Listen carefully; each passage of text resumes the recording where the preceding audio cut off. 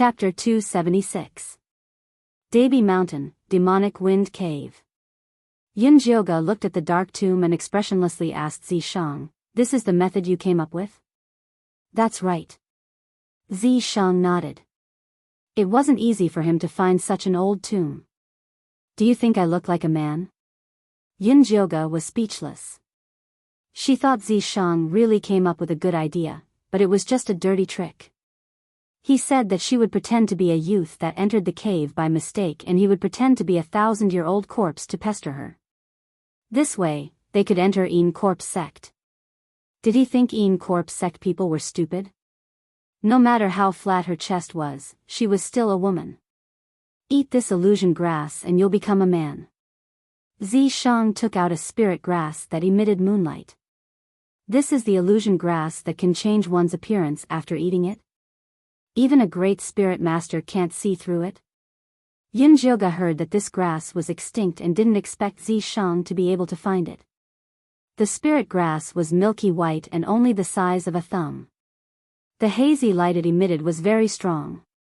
Looking at it for a long time would make one dizzy. "That's right, try it."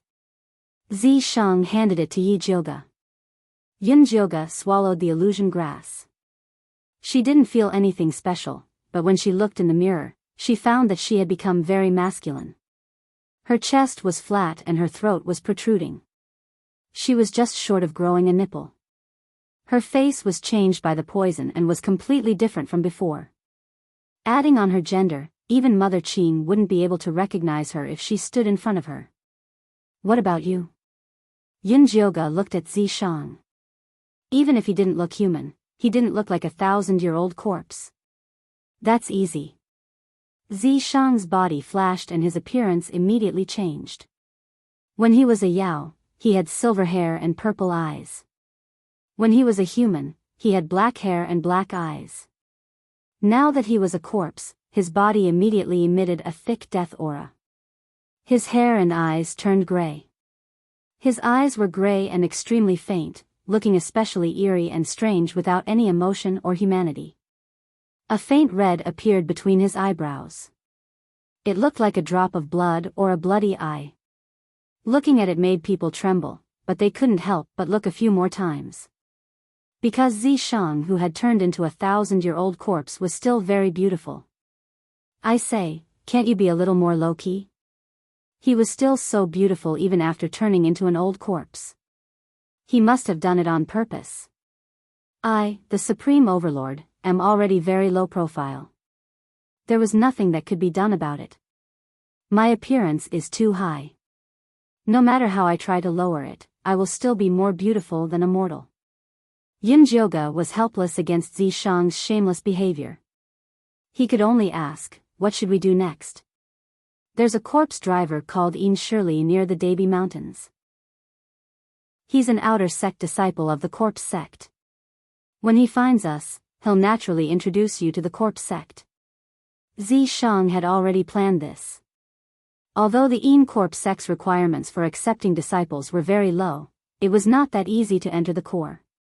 With a recommender, he could save a lot of cultivation techniques. All right. Yunjioge had no choice but to wait.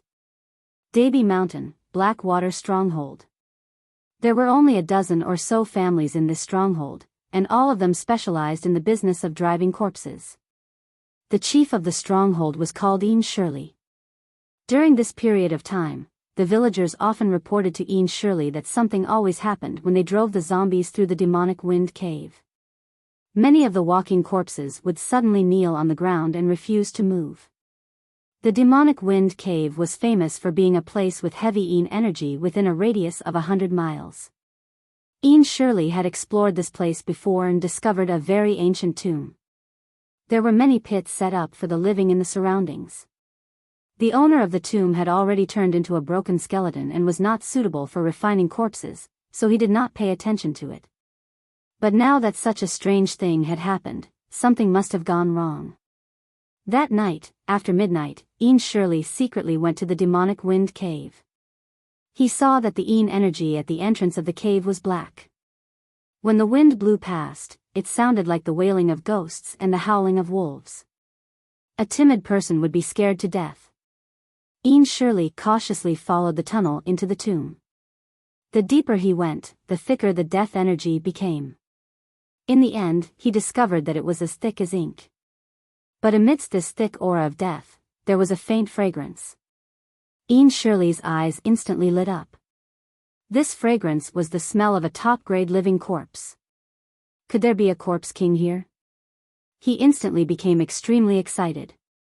After joining the corpse sect for so many years, he could only get the status of an outer sect steward. If he could really find a corpse king and present it to the sect master, he would definitely be promoted. Ian Shirley formed a seal with both hands and swiped between his eyebrows. He saw that his entire eye had turned black and was suffused with a faint glow. This was the unique technique that he had cultivated for many years, the corpse pupil. It was especially sharp when used to observe death energy. It was because of this that he became the outer sect steward of the corpse sect. In his pitch-black vision, a thick death energy was as conspicuous as a white light, guiding him to the depths of the tomb. He followed the white light to the coffin of the previous tomb owner and realized that the death energy was coming from below the coffin. Could there be another world under the coffin? Ian Shirley pushed the coffin open and realized that there was indeed a tunnel that led downwards, but it was something that he had not discovered previously. He walked straight down the tunnel and realized that there was actually another tomb underground. Moreover, it was more luxurious than the one above. It's actually a tomb within a tomb. No wonder he did not discover it previously. There was a bronze coffin in the middle of the tomb, and the death energy was extremely thick. It seemed like the corpse king should be inside. Ian Shirley's heart involuntarily jumped a few times. He took out a 7-inch black nail that was densely engraved with corpse-fixing incantations. It was an evil weapon that was specially used to deal with zombies. Ian Shirley took a deep breath and circulated his energy. After pushing the bronze coffin open, he ruthlessly hammered the nail into the coffin without even looking. Ah! A cry of pain came from inside the coffin. Ian Shirley was shocked. No matter how powerful the corpse king was, it was impossible for it to speak. There was actually a living person inside. He took 2 steps back and lit up the torch. His pupil technique also returned to its original state, and he saw a youth in black climbing out of the coffin. He looked like he was only 17 or 18 years old. He had deathly pale skin, light red eyes, and deep purple lips. He had a very strange sense of beauty, and under the light of the fire, he was even more dazzling. Who are you?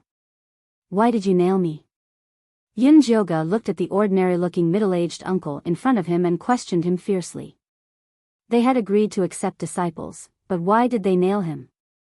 The people of the corpse sect were really too violent and unreasonable. Sorry, little brother. I thought you were a corpse king, so I wanted to use the soul-suppressing nail to suppress you. Ian Shirley quickly returned to his senses and asked carefully, why is little brother here? I don't know either. Yun Jyoga held her forehead and pretended to be in a daze. She blurted out the lie that Zishang had made up for her. Her identity was Yunjiu, and she grew up in the Debi Mountains. Her father died early, and she lived with her grandfather. Some time ago, she accidentally fell into the demonic wind tunnel while hunting, and when she woke up, she found herself lying in a coffin. Chapter 277. My grandfather must be very anxious in the mountains. I have to go back, Yun Jyoga said as he climbed out of the coffin. Is brother Yunjio's grandfather known as the Old Hunter? Ian Shirley asked Yun Jyoga with a strange expression. How do you know my grandfather's name? Yun Jyoga raised her eyebrows. She thought that Zishang had made up this identity. She didn't expect him to really exist. Your grandfather passed away a few days ago. The people in your village pooled together some money and asked us to send him to his hometown for burial. This was the order that the Black Wind stronghold had received 10 days ago. It was said that the old hunter had left some money before he died and asked the villagers to help the Black Wind stronghold get rid of the corpse. He said that he wanted to return to his hometown to be buried with his wife who had passed away decades ago. At that time, Ian Shirley had asked about the situation. He knew that the old hunter's grandson had died hunting in the mountains some time ago. Even the corpse had not been found. It seemed like it was this demonic youth in front of him. My grandfather is dead. Yunjioga wanted to pretend to be grief-stricken, but his poisoned face couldn't show much emotion. His eyes only became wet. My condolences, little brother. Ian Shirley sighed and said solemnly, this tomb is very dangerous. Why don't you leave with me first? Although Ian Shirley was the outer sect leader of the Ian Corpse sect, he wasn't a bloodthirsty person. He saw that this youth called Yunjio looked like he had been poisoned, so he wanted to save his life. No, I can't leave here. Yunjioga shook his head. His eyes were filled with fear. He will kill me. Who is he? Ian Shirley asked curiously. He is the most perverted, evil, and terrifying man in the world. Yunjioga said as he glanced behind him. Damn, Zishang still hadn't shown up. She couldn't act anymore. A cold wind suddenly blew in the sealed tomb, bringing with it a faint fragrance. In the next second, Ian Shirley was sent flying by a huge force. Then, he was grabbed by the neck and lifted into the air. He struggled with all his might and realized that a beautiful living corpse had appeared beside Yunjioga. Smoke-gray hair and pupils, with a smear of red between the eyebrows, made the eerie and terrifying tomb look like a painting. Ian Shirley was stunned. He even forgot that his life was in the hands of this walking corpse. Let go of him. Yunjioga slapped Zishang's arm hard. Don't kill him. Zishang released his grip expressionlessly and Ian Shirley fell to the ground. Big brother Ian, are you alright? Yunjioga asked kindly. Cough cough cough. Ian Shirley coughed painfully for a long time. Then, he looked at Zishang carefully and asked, is this the terrifying man you were talking about? That's right. He was the one who captured me from demonic wind cave and locked me up here. As Yunjioga spoke, he lifted his foot and kicked Zishang's butt, leaving a large footprint on his clothes. Zishang was infuriated. Unfortunately, he was currently playing the role of a zombie. He couldn't have any expression, so he couldn't teach Yunjioga a lesson. All he could do was secretly remember this grudge. I see. Ian Tenli instantly understood. The living corpse in front of him was most likely the legendary 1,000-year-old corpse. It was said that this kind of living corpse was agile and had a certain level of intelligence. It would choose a partner with sufficient yang energy to sign a contract with. This young man Yunjioga was most likely chosen by him. Speaking of which, this young man called Yunjioga was indeed very good-looking. He used to be a hunter, so his physique was probably not bad. No wonder this living corpse took a liking to him. Big brother Ian, please save me. He won't let me leave this tomb and he's always sucking my blood. Yunjioga touched his neck. There was probably a hole made by Zishang's teeth. He's already sucked your blood? Ian Tenli was shocked and asked solemnly, I have a very personal question. Although it's a little offensive, I hope little brother can answer it honestly. This is very likely related to your life. Big brother Ian, please speak. Yunjioga replied seriously. Have you ever had any intimate physical contact with this Ian corpse? Ian Tenli asked solemnly. An unnatural expression appeared on Yunjioga's pale face. It wasn't just intimate contact. He was basically forced to dual cultivate with Zishang every single night. Ian Tenli understood with one look. He let out a sigh and said, looking at little brother's expression, you should have already done it with him. Actually, I've heard before that after some Ian corpses become spirits, in order to pursue yang qi, other than sucking blood, they would also mix with each other. That's why you became like this. What you mean is that I became like this because of this Ian corpse. Yunjioga found that Ian Tenli was really good at this. He didn't need to say much to help her think of a good reason. That's right. You've been poisoned by a very deep corpse poison. If you don't get rid of it in time, I'm afraid your life will be in danger. Enchanting wasn't just being an alarmist. He had been controlling corpses for so many years and had seen too many people die from the corpse poison. Then what should I do? Can't you help me subdue him? Yunjioga asked.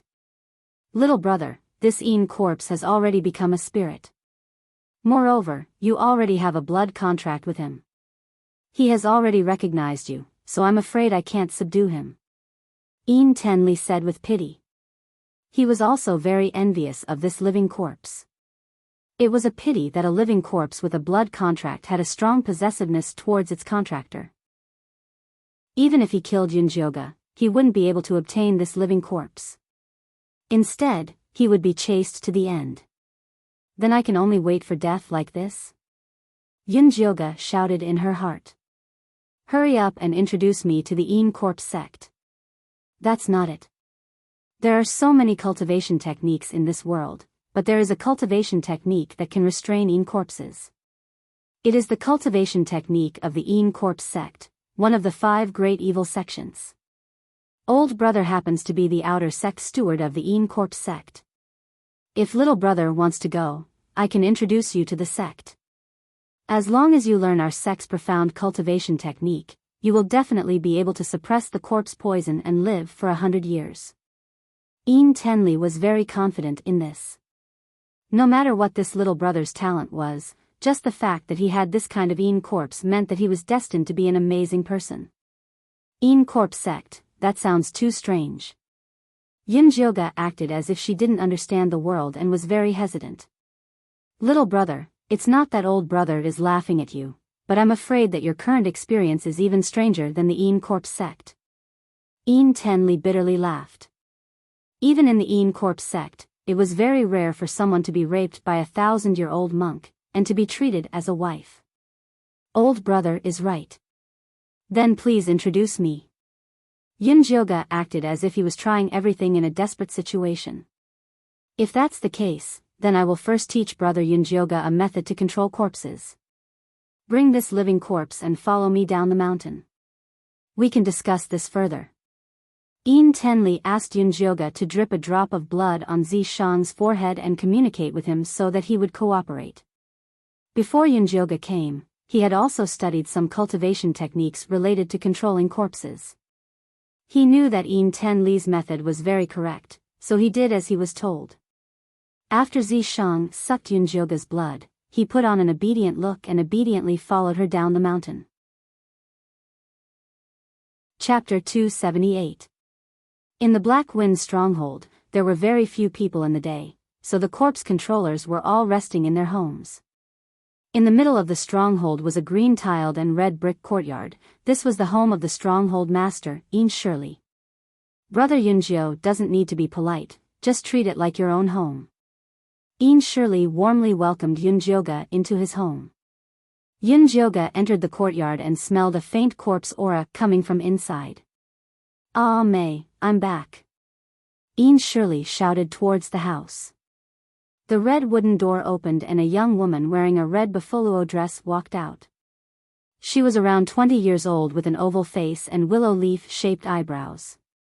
She was very pretty, but her expression was wooden and her movements were a bit stiff. This is my wife, Ah May. Shirley introduced. Yunjioga's eyelids twitched. This Ah May was clearly a corpse. Did this fellow have a necrophilia? Following that, a little corpse boy walked out of the house. He was around 5 years old and wore a tiger head hat and a red satin jacket. His eyebrows were very similar to Ah May's, but his face and mouth were like Shirley's. One look and you could tell that he was their child. This is my son, Huzi. Shirley kindly rubbed Huzi's head and said, "Come, say hello to brother Yunjio." Huzi nodded his head in a daze. The tiger head hat slid forward, revealing the back of his head. Yunjioga's sharp eyes saw that the back of Huzi's head was a bit sunken, like it had been hit by something heavy. Huzi was too naughty when he was young. He accidentally fell into the mountain and smashed his head. Ah May jumped down after him. I asked an expert to help me protect their corpses. Later on, I learned how to refine corpses and refined them into corpses. Our family is still together, Shirley said calmly. The corpse sect people refined corpses to increase their cultivation and help them in battle, but he refined corpses to reunite with his family. He never gave them orders and just raised them at home. In order to take care of his family, he applied to be a steward of the outer sect and set up the Blackwater stronghold as a corpse controller. On the surface, it was to help those who died in a foreign land return to their homes, but if he found any good corpse refining materials, he would secretly take them and give them to the sect. Big Brother is really sentimental. Yunjioga looked at the family and was very touched. It turned out that not every heretic cultivator was a bad person. This surely wasn't bad. Although refining his dead wife and children into corpses and raising them in his home was perverted, it was still much better than Yue and the bloodthirsty ancestor. That night, Shirley personally cooked a sumptuous dinner for Yunjioga. He arranged for them to sleep in the small room at the back. In the dead of the night, Yunjioga was sleeping soundly when Zishang jumped onto the bed and pulled at her clothes. Are you crazy? This is Shirley's house. He's sleeping next door. Yunjioga slapped Zishang's claws away. Although Shirley had refined his wife into a corpse, he didn't use her as a wife. Instead, he let her live in the same house as his son. She wouldn't fool around even if she was a proper husband and wife. Zishang was too much of a beast. Even if he turned into a 1,000-year-old corpse, he wouldn't let her off. It's precisely because he's next door that I want to dual cultivate. Otherwise, how could he believe that I signed a contract with you? Besides, if we don't dual cultivate, your poison will soon take effect. Zishang confidently took off Yunjioga's pants and then slapped her butt. This stinky girl dared to kick him today. She was looking for a beating. Damn you. Yunjioga had no choice but to cooperate with Zishang. The two of them quickly joined together. It was still the position of the woman on top and the man on the bottom. This wooden bed was very thin. Even a slight movement would make a sound. The two of them, one on the top and the other on the bottom, shook the wooden bed until it almost fell apart. Even a dead person would know what they were doing. Yunjioga thought of Shirley being woken up by them in the next room and felt extremely ashamed. What are you thinking about? Focus on cultivating. Zishang had a serious expression on his face as he reprimanded her. Fuck, a 1,000-year-old teacher like you doesn't even care about face. Elder sister will also go all out. Yunjioga also hardened her heart. She didn't think about the large bed that was about to collapse. She focused on cultivating with Zishang. The sounds passed through the thin walls and entered Shirley's ears. He couldn't help but feel that the 1,000-year-old corpse was indeed too ferocious. How could Yunjioga's small body withstand it? It was better to quickly send him to the sect to cultivate. The earlier he cultivated, the earlier he could get used to this rhythm of being suppressed. After all, he would be suppressed for a lifetime. As Shirley thought about this, he went to the next room to look at his wife and child who were lying stiffly on the bed. His emotions calmed down. He loved his wife and child very much. Sometimes, he would also have the impulse of a man. However, he knew very well that his wife was already dead. What was left was only her physical body. His wife had always been very particular about the pleasures of the bedroom. She would never allow him to use her body as a tool. Shirley respected and loved her. Hence, when the people in the sect spoke nonsense, she never quibbled or did anything about it. Speaking of which, he used to admire that 1,000-year-old corpse. He was indeed very valiant. He had just woken up from the ancient tomb, and he immediately kidnapped a man from a good family. He even forced himself on her. He was gay. It would be great if his wife could also cultivate to become a demon and force herself on him. As Shirley thought about this, he gently kissed his wife and child. Then, he covered himself with a blanket and fell asleep. Zishang's words were ferocious, but his actions were actually very gentle. After practicing with Yunjioga for one cycle, he stopped and gently hugged her in his arms. Yunjioga exhaled a breath of white mist. She lay in Zishang's arms without moving. Ever since the poisonous gas spread, her body always felt cold. Only by hugging Zishang's warm body could she sleep well. Aren't snakes cold-blooded animals? Why are you so warm? Yunjioga stuffed her cold feet into Zishang's thighs. How many times have I told you, this noble one is not a snake? Zishang placed Yunjioga's cold feet in his arms and rubbed them. If you're not a snake, then what are you? Yunjioga had also asked Zishang this question countless times. You wouldn't understand even if I told you. Unfortunately, Zishang always avoided it. He wouldn't say it even if he was beaten to death. Tisk. Yunjioga snorted in disdain. After she felt that her feet had warmed up, she fell asleep peacefully. She could always sleep peacefully by Zishang's side. Anyway, even if the sky collapsed, Zishang would be there to hold it up. When she slept until dawn, Shirley had already woken up early to cook. Little brother, did you sleep well last night? Shirley acted as if he didn't know what happened last night. He still asked very enthusiastically. It was all right. Yunjioga sat down calmly. Zishang naturally stuck closely to her side, looking very possessive. Ever since Shirley defined Zishang as a 1,000-year-old corpse with an extremely strong possessive desire, he had perfectly implemented the 3 words possessive desire. He was the perfect embodiment of the word possessiveness, sticking to Yunjioga's side at all times.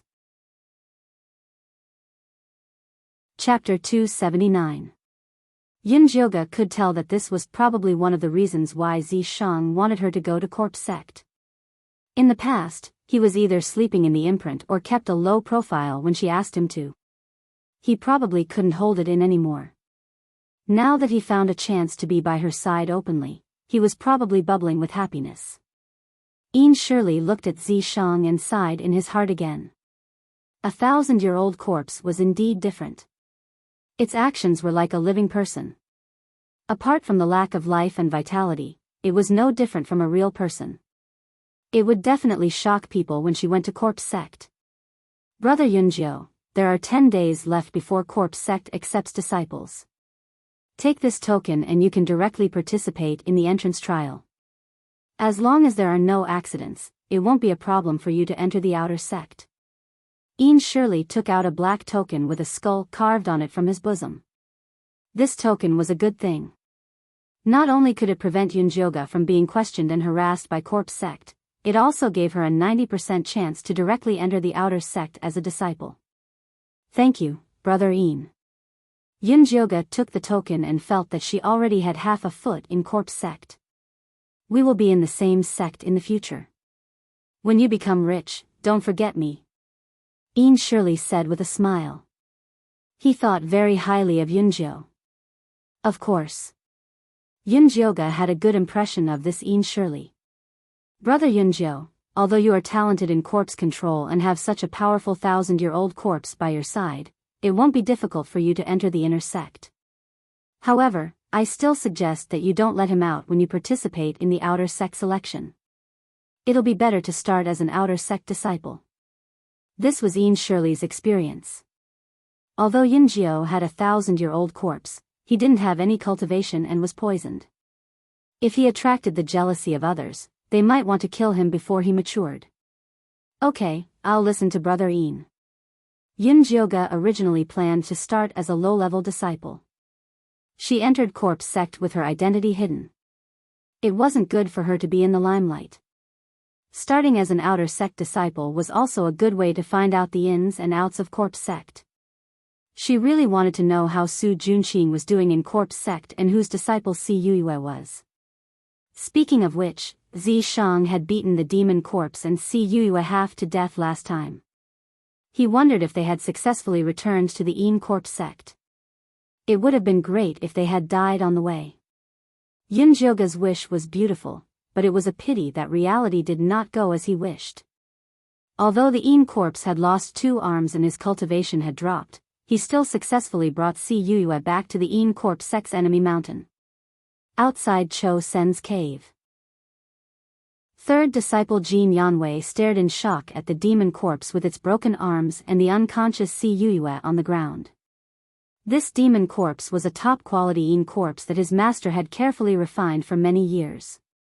Although it was only an intermediate soul master, its body was made of iron and it had a high resistance to spiritual energy, so it was very powerful. He didn't expect that he would be injured to this extent. There was also Si Yue. Although she wasn't Master's direct disciple, she had benefited greatly from Master's charm techniques. His cultivation was not high, but his ability to control corpses was extremely strong, and he was especially good at escaping. Even if he could wake up, he would be a cripple. Jin Yanwei was both shocked and angry in his heart. He very much wanted to immediately rush to Blood Cloud Peak to investigate what exactly was going on, but he did not dare to. The demon corpse and Si Yue were both beaten like this. He would just be sending himself to his death if he went. Why did this happen when his master was bringing his big apprentice brother and second apprentice sister out to visit friends? Jin Yanwei was very anxious. His master had sent Si Yue to deal with the Blood Cloud Peak matter because he didn't want this matter to be exposed. After all, secretly cultivating the Blood Lotus was not allowed by the sect. If this spread out, other than being punished by the sect, the people from the Spirit Practitioner Alliance would not let this go. But he couldn't just leave it like this. At this time, he suddenly thought of something.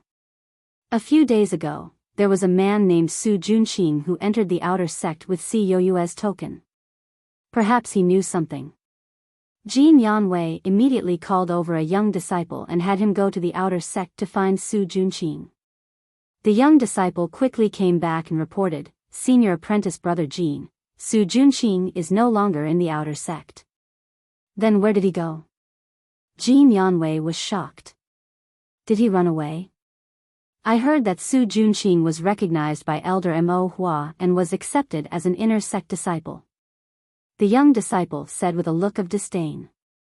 Elder Mo Hua was from the Hehuan sect before, but after coming to the Een Corp sect, he still did not change his lecherous nature. He liked to accept young and handsome men as his disciples. Although he was a disciple, he was actually a male pet. Elder Mo Hua? Jin Yanwei immediately knit his brows. Si Yue had always looked up to Elder Mo Hua, so the men she brought to the Een Corp sect must be the type that used their looks. No wonder Elder Mo Hua liked him. Senior apprentice brother Jin, what do we do now? The young disciple asked. All right, you can go. I'll personally go to Elder Mo Hua's place.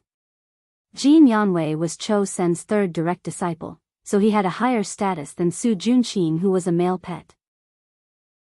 But Su Junqing was currently favored by Elder Mo Hua, so him personally going over was also giving Elder Mo Hua face.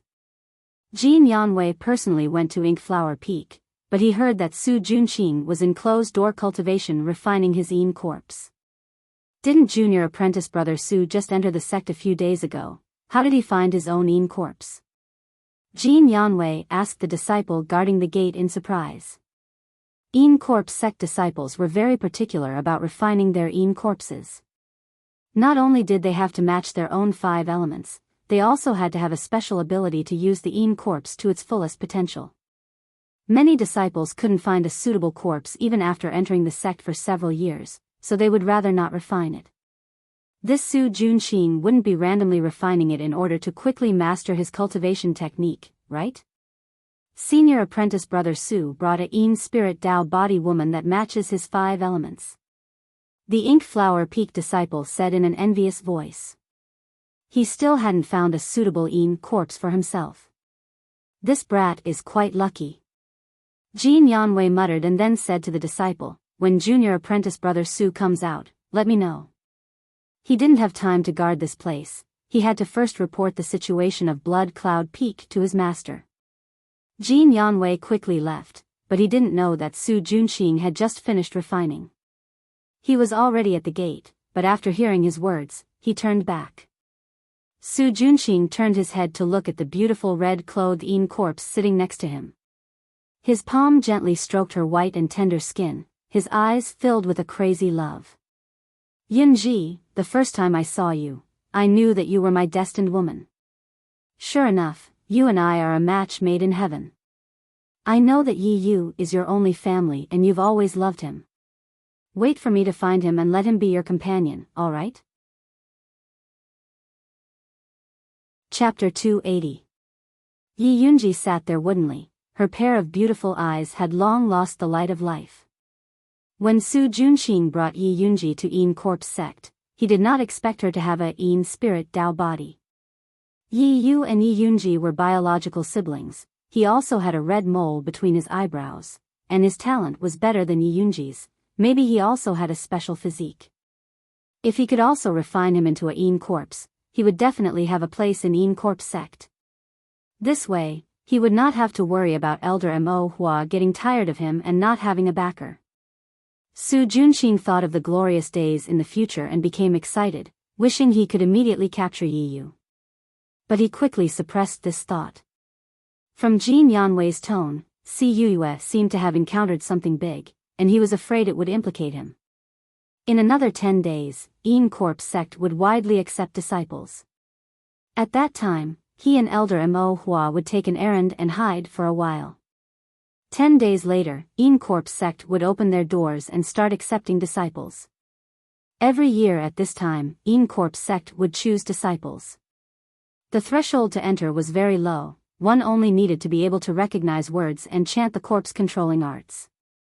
Compared to the righteous sects that looked at talent, spirit roots, and bloodline, this threshold was terrifyingly low. But if a righteous sect accepted 100 disciples, at least 89 of them would successfully survive in the sect. Even if they died, most of them would die outside. In Yin Corpse sect, it was the opposite.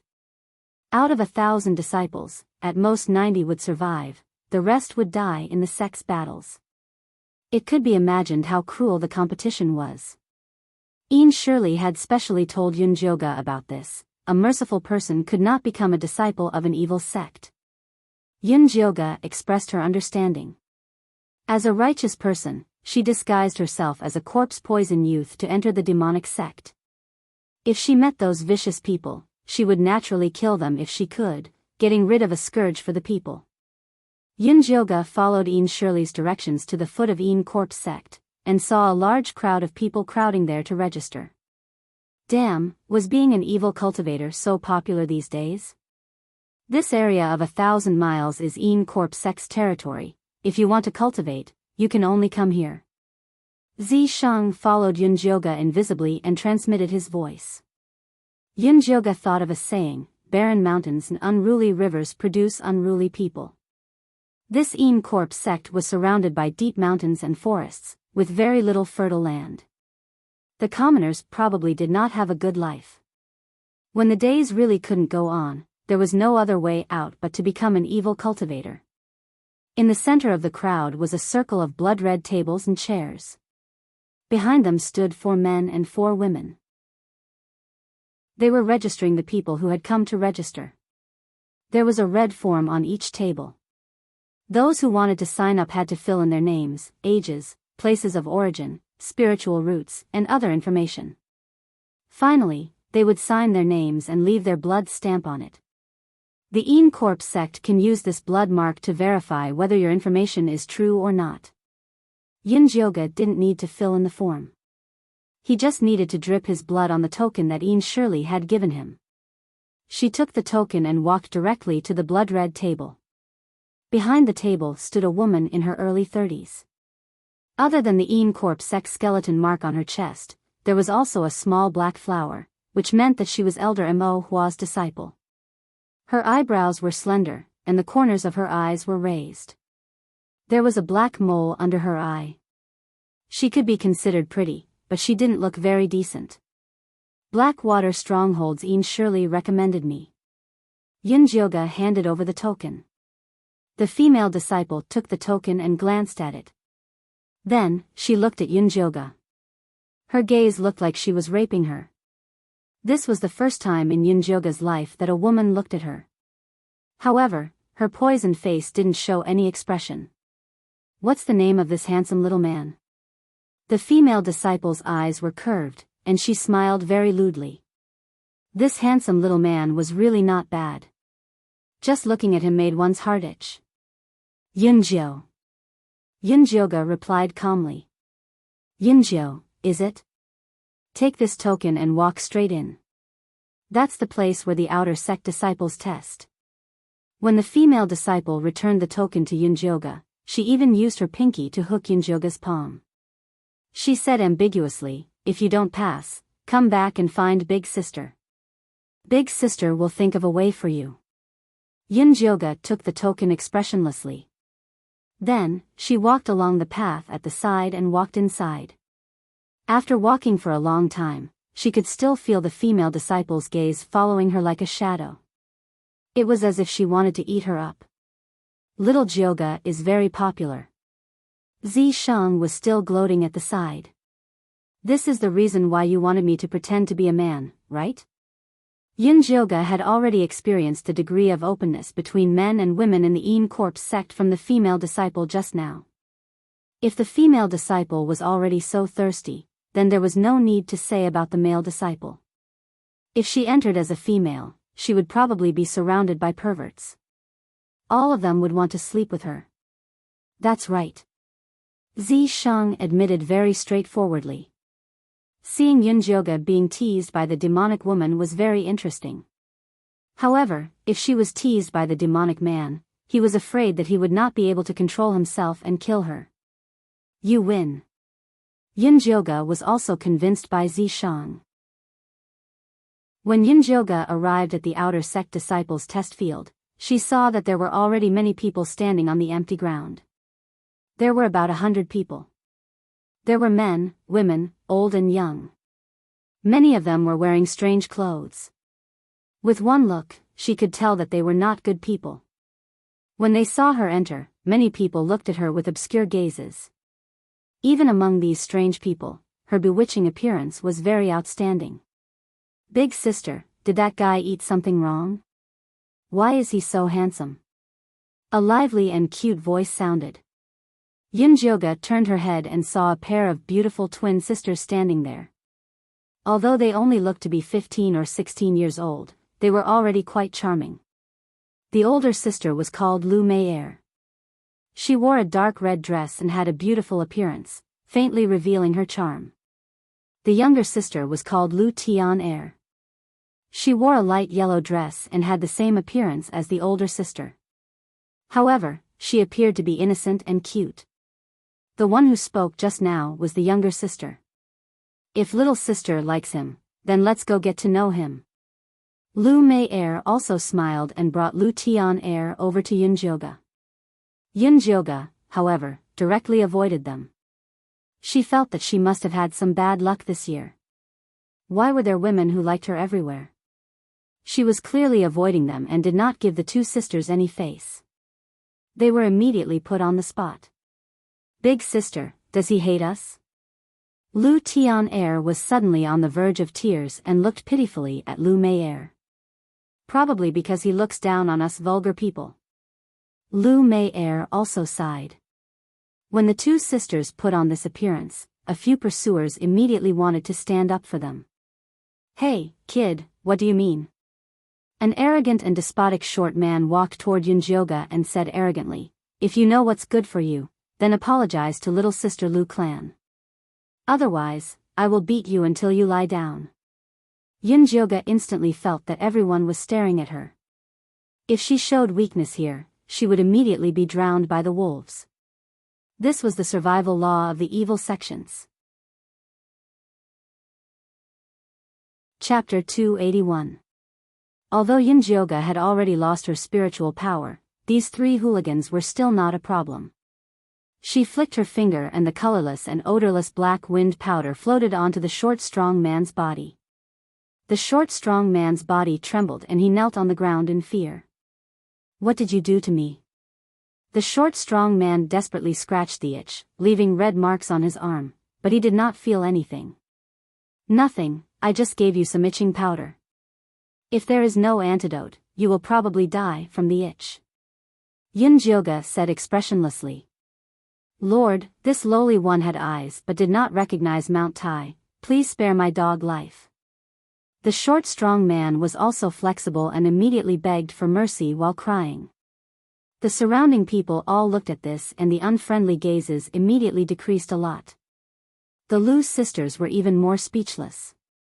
Fighting could use cultivation, but going against a poison master was courting death. Yunjioga saw that the deterrent effect had been achieved, so she flicked her finger and sprinkled the antidote and said, "Scram." "Thank you, Lord." The short strong man immediately ran away in fear. Yunjioga continued to wait. Some of the more sophisticated people and the surrounding people wanted to come up and greet her, but they were all coldly rejected by her. She came here to secretly learn, so there was no need to be friendly with them. After the time it takes for a stick of incense to burn, a youth wearing a black inner sect disciple robe finally walked out from the inner sect mountain path. He was very handsome and had an amiable smile on his face, making people feel happy at first glance. Yunjioga's heart tightened when she saw this person. Su Junqing. She did not expect him to be in charge of the outer sect disciple test. One must know that accepting a disciple was a very important matter. Even evil cultivator sects would send their most trusted disciple to be in charge. Su Junqing had only been in the Corps sect for a long time, but he was able to take over this kind of work.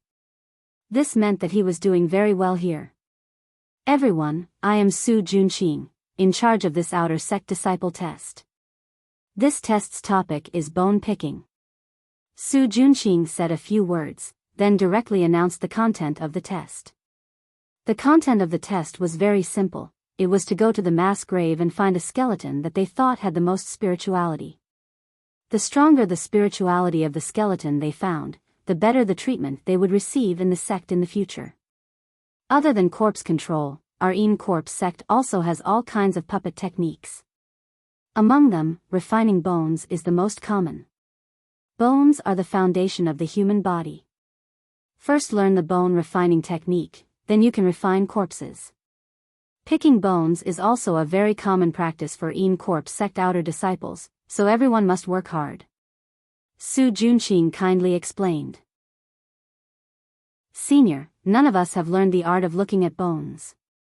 How do we know which skeleton has spirituality? Lu Tian'er blinked her big watery eyes with a face of ignorance. I will give you a bone measuring talisman. As long as you stick it on the bones you like, you will be able to test the spirit force contained in the bones. However, this talisman can only be used once, so everyone must be careful when using it. Su Junqing said with a smile. Yunjioga immediately understood the purpose of this test. This was encouraging everyone to snatch their opponent's bone-measuring talismans. The more talismans he snatched, the higher his chances of finding a spiritual skeleton. Even if it was stolen, there was no need to be afraid. Just bring back a random skeleton. If you guessed correctly, it proved that your luck was not bad, that you had good fortune, and that you were worth nurturing. This test was killing many birds with one stone. Everyone line up and come get your talismans. Su Junqing gave out the bone-measuring talismans one by one. Yunjioga expressionlessly took the bone-measuring talismans, ignoring Su Junqing's glance. When the Lu sisters received the talismans, they faintly gave Su Junqing a flirtatious look. He tacitly accepted it. When everyone received the talismans, they immediately spread out and looked at the people next to them with vigilance and greed in their eyes.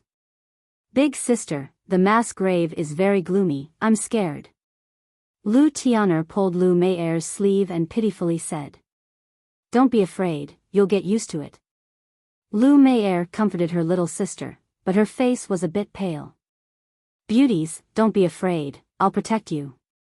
The short man who was drugged by Yunjioga immediately came forward.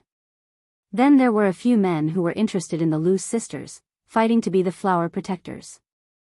A group of men protected the two sisters, majestically walking towards the mass grave.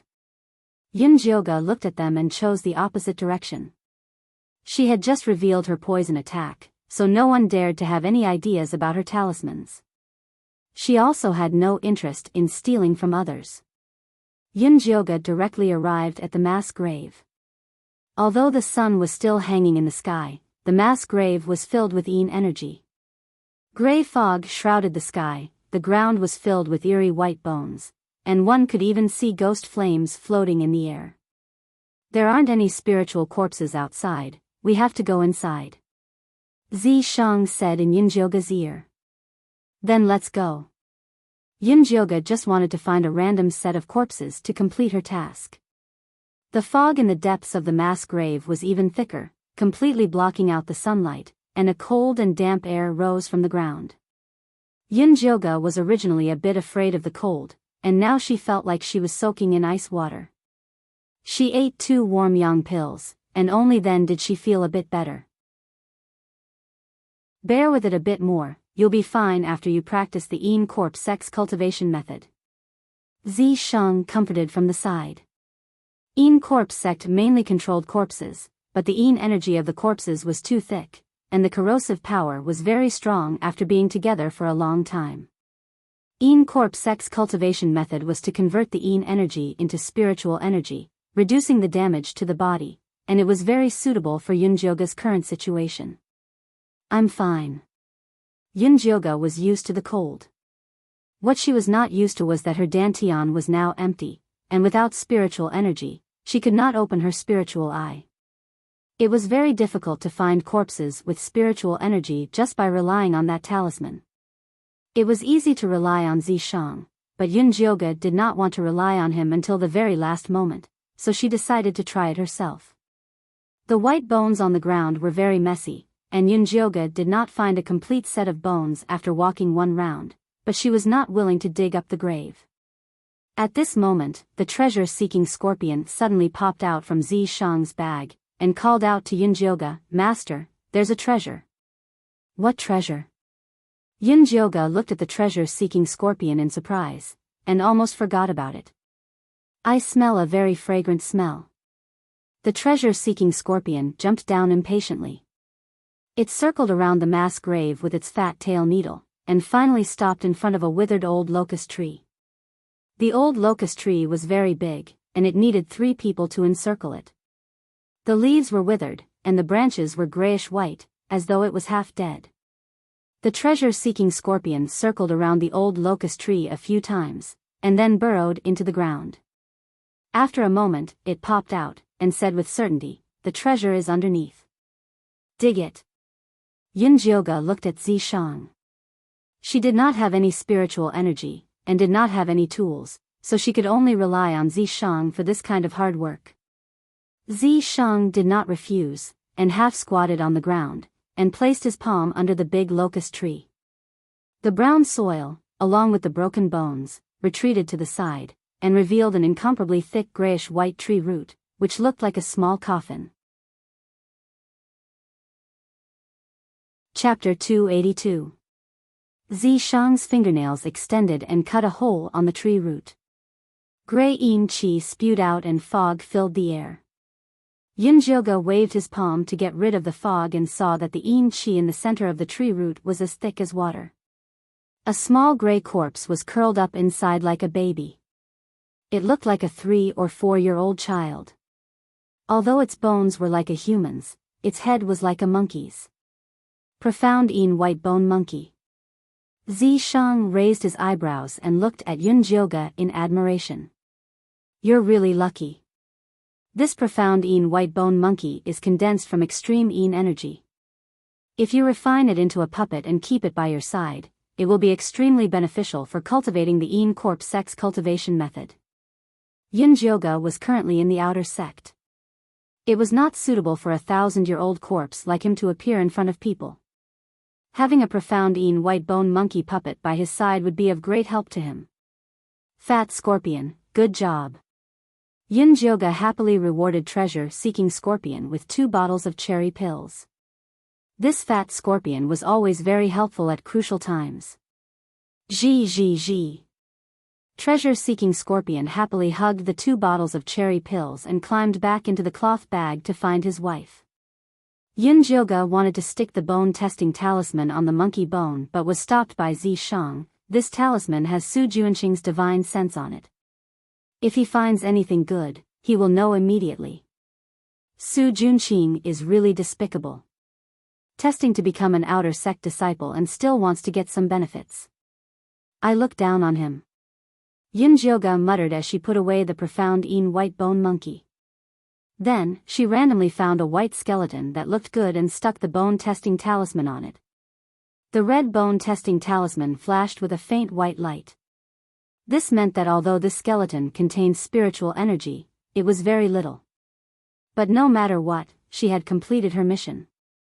Yunjioga brought the skeleton back and found that most of the other people had arrived. The Lu sisters stood at the very front. The flower protectors from before had already disappeared. They had probably become part of the mass grave. It seemed that these two sisters were not as naive as they looked. They should have some ability. After all, in a place like the Corpse sect, one could not obtain everything by selling one's body. Other than the flower protectors, there were still a dozen or so people missing. Currently, there were only 80 or so people left. The competition between the evil sects was cruel and fierce. Yunjioga secretly sized up the Lu sisters. He saw that their clothes were clean and they were in high spirits. They didn't look like they had just fought. He didn't know how they had killed those flower protectors.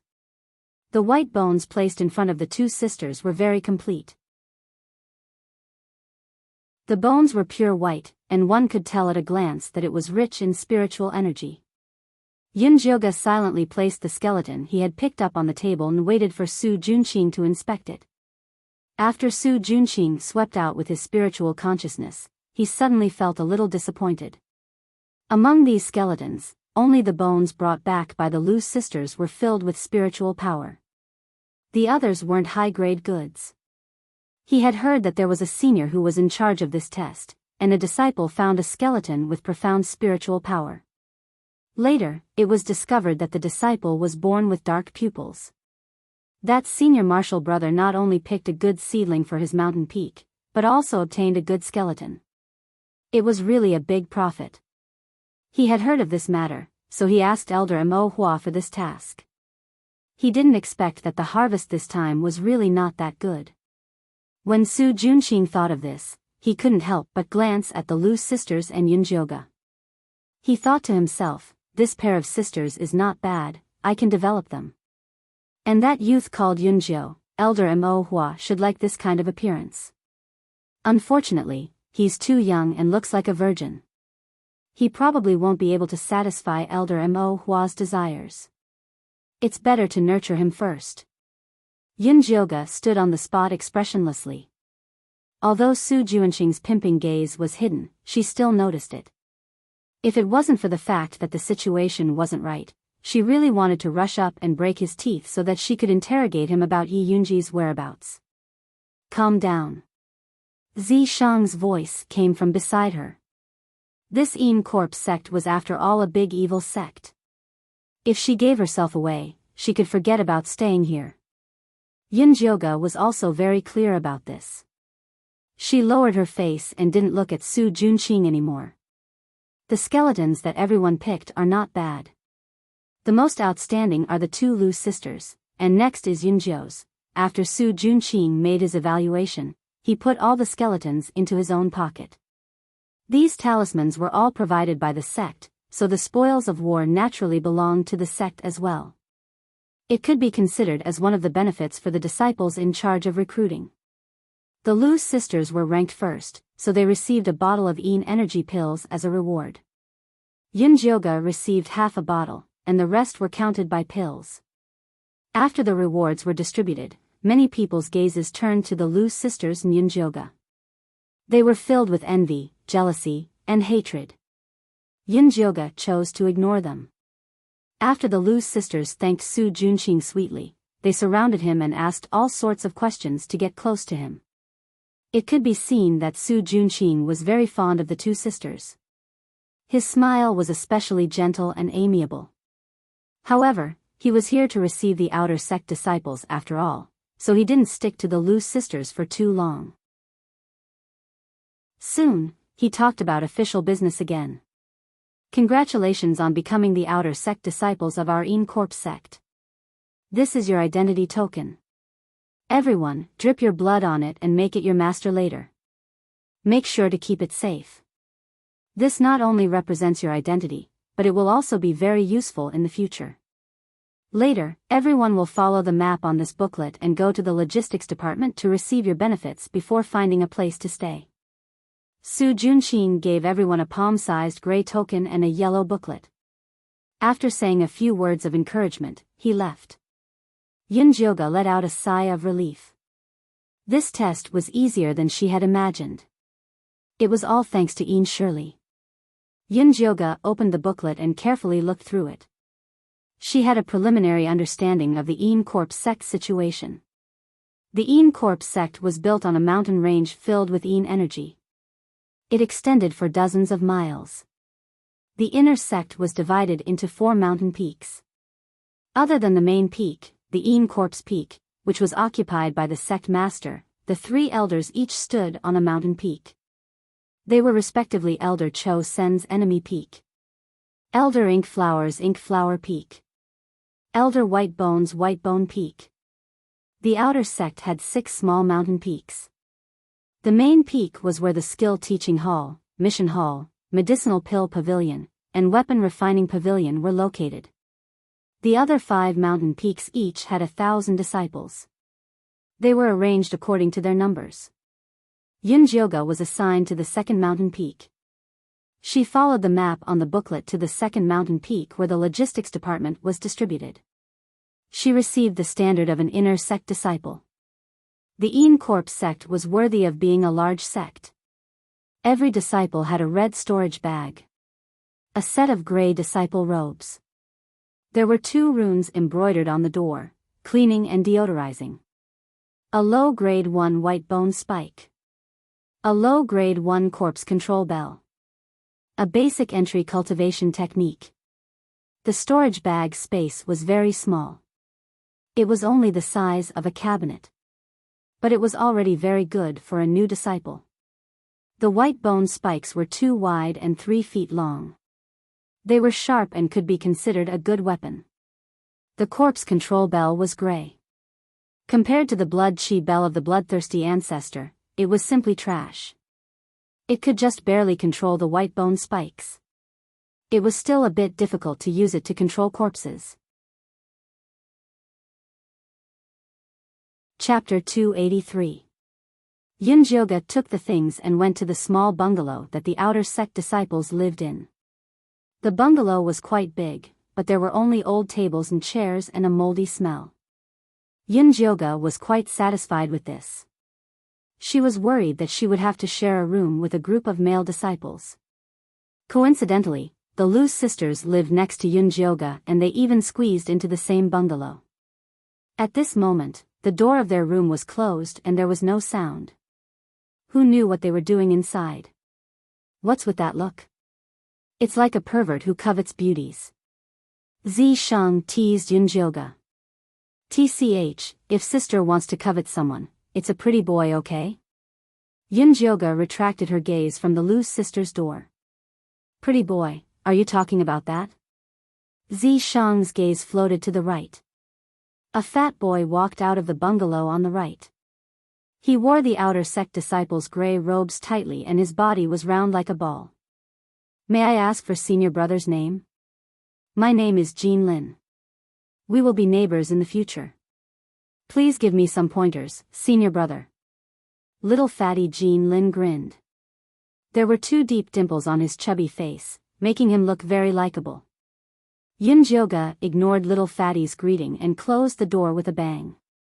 You're too rude. Zi Shang noticed that Yunjioga was becoming more and more antisocial after being poisoned. If you're polite, then go greet him. Yunjioga's image was cold and antisocial, rejecting all the Corp sect disciples' attempts to rope him in. Zi Shang was speechless. Not to mention that he couldn't show himself, even if he did, he would be an expressionless living corpse that couldn't speak. Greeting him was impossible. Oh right, during the outer sect test, I don't think I saw this little fatty. Yunjioga asked Zi Shang. She knew that Zishang was very good at recognizing people and never relied on looks. Indeed not. Zishang nodded. So he was selected from the outside? Yunjioga thought about the people that filled the mountains and valleys to register. This little fatty was able to pass the selection so quickly. It seemed like he wasn't a normal person. There was one more person worth paying attention to. Don't think about those useless things. The most important thing now is to cultivate. Zishang urged. Yunjioga took out the outer sect disciple cultivation technique and started studying it with Zishang. The division of cultivation in a large sect was different from that of a spiritualist. According to the density of their spiritual energy, they were divided into the Qi refining stage, the foundation establishment stage, the golden core stage, the nascent soul stage, and the soul formation stage. The corresponding realms of a spiritualist were a rudimentary spiritualist, spiritualist, spiritualist, spiritualist, and spiritualist. There were 10 stages in the Qi refinement stage, and once one reached the peak of the Qi refinement stage, one would have the opportunity to become an inner disciple. Once they entered the foundation establishment stage, they would become elite disciples. If he could form his gold core, that would be awesome. He could totally become an elder. As for nascent soul cultivators and soul formation cultivators, they were all old monsters. They rarely stayed in the faction. They would go to the spiritual city, which was a higher level, to find great opportunities. Zishang carefully examined the technique and said, "There's no problem with this technique. You can practice it." Although this outer sect Yin technique could not compare to the core cultivation technique, the Yin corpse bone controlling technique, it was just right for Yunjioga. Then I'll start practicing. Yunjioga took out the bottle of Yin energy pills that Su Junqing had just rewarded her. Although this bottle of Yin energy pills was of low grade, she didn't have any suitable Yin energy pills on hand, so she could only make do with it. Practice it. I'll help you guard, Zishang said. Yunjioga swallowed a Yin energy pill and sat cross-legged on the bed. She began to circulate and absorb the Yin energy according to the technique. Wisps of gray Yin energy rose from her dantian. It guided the poisonous gas from the 9 broken bones to circulate in her body. It felt like ants were crawling over her. It was an indescribable sour feeling. This was the slightest reaction from the poisonous gas. If she couldn't even endure this, she could forget about expelling the poisonous gas. Yunjioga gritted her teeth and persevered. When she finished, she was already sweating profusely and smelled sour. How do you feel? Zishang held a red paper doll in his hand and asked with concern. What is this? Yunjioga looked at the lifelike red paper doll in Zishang's hand. Its small hands and feet were still struggling. It's just a little bug that wants to get some information. This method of using Yin energy to control the paper doll was a kind of crafty technique. In the territory of the evil sects and demonic sects, it was not strange for someone to know this method. Let me see. Yunjioga stretched out her hand. Zishang handed the red paper doll over. Yunjioga touched it and felt that the red paper doll was wet and cold. It was especially disgusting. She immediately stuffed it back to Zishang. Is it the Lu's sisters or that little fatty? The two of them lived next door. They were the most likely to come to investigate. It should be the Lu's sisters. Zishang deduced based on the direction the red paper doll came from. You really do have some skills. She knew that the Lu's sisters were not as simple as they seemed. It doesn't matter if you have 8 skills. Hurry up and train your corpse control technique to the first level, then learn the puppet technique. Zishang rubbed his fingers and the red paper doll was burned to ashes. He was prepared to personally refine the mystic Yin skeleton monkey. However, if Yunjioga wanted to take it back for her own use, she still had to learn the puppet technique. How do you even know how to refine puppets? Yunjioga couldn't help but admire Zishang. Although this guy often pretended to be weak, it felt like nothing could stump him. Who asked this sovereign to be 1,000 years old teacher? Zishang smiled.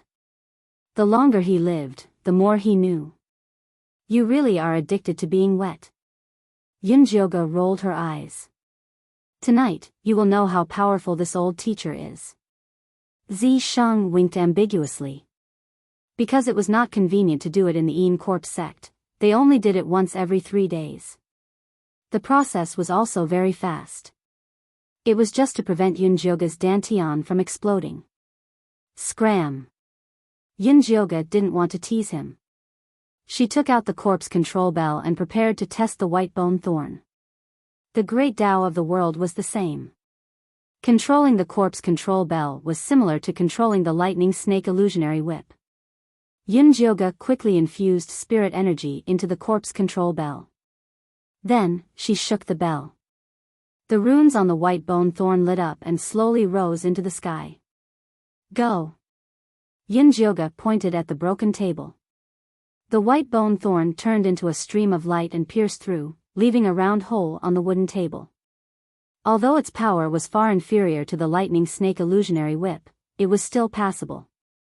Yunjioga controlled the white bone thorn to fly up and down the house a few times. Only when the Een Chi in her body was completely exhausted did she stop and continue to cultivate. After Yunjioga finished the half bottle of Een Chi pills, her outer sex Een Chi finally reached the first level of Chi refinement. She could be considered to have successfully entered the ranks of cultivators. Under Zishang's urging, Yunjioga went to the main peak's technique inheritance pavilion to ask about the puppet technique.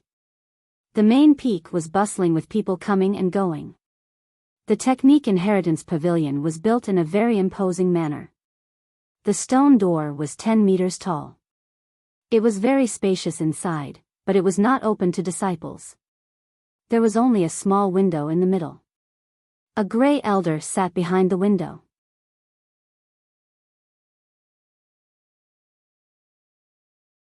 Chapter 284. Senior, I want to learn the puppet method. What are the conditions? Yunjioga asked the old man. The old man lifted his eyelids and glanced at Yunjioga before replying indifferently, 300 contribution points. So many contribution points. Yunjioga was speechless. The Een Corp sect did not accept spirit jades or spirit stones. If one wanted to learn cultivation techniques or exchange for pills, they all needed contribution points. Yunjioga and the other outer sect disciples could stay for half a month for free. But after the free period ended, they had to pay 30 contribution points every month, otherwise they would be stripped of their disciple status and sent to the mass grave. These contribution points could be bought with spirit jades, 1 spirit jade for 1 contribution point. Although Yunjioga could take out 300 spirit jades, it was too conspicuous, no disciple would do it. Other than buying with spirit jades, they could also do sect missions to exchange for it. This was more in line with the needs of the disciples, and it was also a mutually beneficial thing for the sect. Yunjioga did not have contribution points, so she could only earn it. She thanked the gray-robed old man and went to the mission hall. The mission hall was bigger than the technique teaching pavilion. It was filled with outer sect disciples, each choosing a mission. Yunjioga had good eyesight, she could clearly see the situation inside. The mission hall had a total of 13 pillars, on top of which were densely packed mission lists. From left to right, it was low-level, middle-level, and high-level missions. The lowest-level missions were helping to clean the graveyard, picking up bones to wash bones, patrolling. These were all manual labor, and the rewards were very low. The middle-level missions had high rewards, but the requirements were very high, and there was a certain amount of risk. The high-level missions required one to be at refining rank 5, with Yunjioga's current cultivation, she could not even go take a look. Yunjioga walked around the mission hall. She found that it was not easy to earn 30 contribution points every month. Those jobs that were not life-threatening were very tedious. After completing them, there was no time to cultivate. Even if one could survive in the outer sect, if one's cultivation did not improve, one would only be bullied. The missions with high rewards were also dangerous. For example, there was a middle-level mission to kill Een ghosts to collect Een Chi. Each bottle of Een Chi could be exchanged for 10 contribution points. If one's cultivation was not enough, they could only become food for the Een ghosts. How about this mission? Yunjioga wanted to take the mission to kill Een ghosts.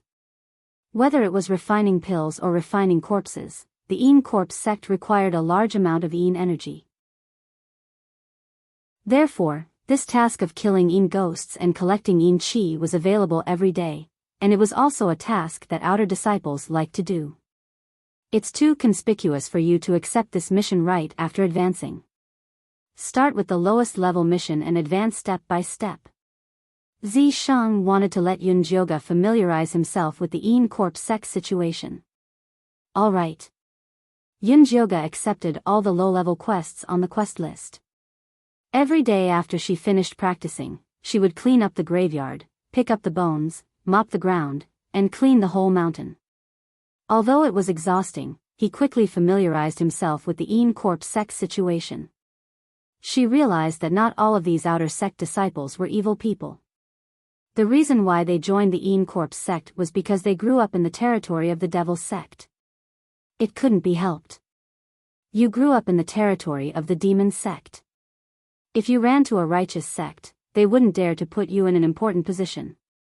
Yunjioga finally understood why Zishang had asked him to change his name and gender to go to the Debi Mountains. Only by removing all traces of the past could he integrate into the Een corpse sect. Yunjioga spent a month to finish all the low-level quests and finally earned 300 contribution points. She also successfully entered the second layer of chi condensation. She once again went to the Technique Inheritance Pavilion and used contribution points to exchange for a puppet cultivation method. Then, she returned to the cottage with Zishang prepared to refine the profound Een white bone monkey.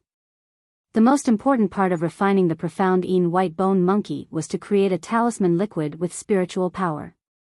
This talisman liquid required many materials, among which the corpse star grass was the most important. Fortunately, Yunjioga had prepared a large amount of Een attribute materials before coming to the Een corpse sect, including the corpse star grass. Zishang crushed the corpse star grass and added Yunjioga's blood essence to create a solvent. Then, he dipped his index finger in the talisman liquid and drew a talisman on the white bone monkey. The red blood talisman quickly seeped into the white bones and the originally lifeless skeleton gained a trace of spiritual energy. When the puppet was about to be refined, Zishang suddenly stopped and drew a formation on the ground. What are you doing? Although Yunjioga wasn't familiar with formations, she could tell that Zishang was drawing a soul-spiking formation. This broken house is too simple. I'm afraid that after the white bone monkey is formed, its spiritual energy will leak out and be discovered. Zishang replied without raising his head. Is it that exaggerated? Yunjioga didn't think much of it. Wasn't it just a puppet? Could it be refined into a divine weapon? After Zishang finished drawing the formation, he continued to draw talismans for the profound Een white bone monkey. When he finished drawing the last blood talisman, a cold wind suddenly blew in the house. The surrounding tables, chairs, and beds were all blown to pieces. Yunjioga's hair danced wildly and her clothes were blown up by the cold wind. Fortunately, the cold wind only blew within the circle that Zishang had drawn. If it had blown to the roof, the tiles on it would have been blown away. As the cold wind blew, the monkey's skull in the circle suddenly emitted 2 bean-sized flames. Following that, a cracking sound could be heard. The small white bone monkey stood up from the ground.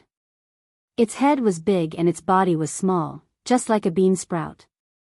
The huge head looked left and right and finally came in front of Yunjioga and stared at her blankly. The white bone monkey's red eyes looked quite horrifying. Crack, crack. The small white bone monkey's mouth moved up and down, as if it was talking to Yunjioga. Unfortunately, Yunjioga only understood the beast language and not the ghost language. Although she didn't understand the ghost language, she could vaguely feel that this small white bone monkey was begging her to protect it. TSK, it really became a spirit. Right now, your spiritual sense is too weak and you still can't control it well. But once you cultivate it, there won't be a problem.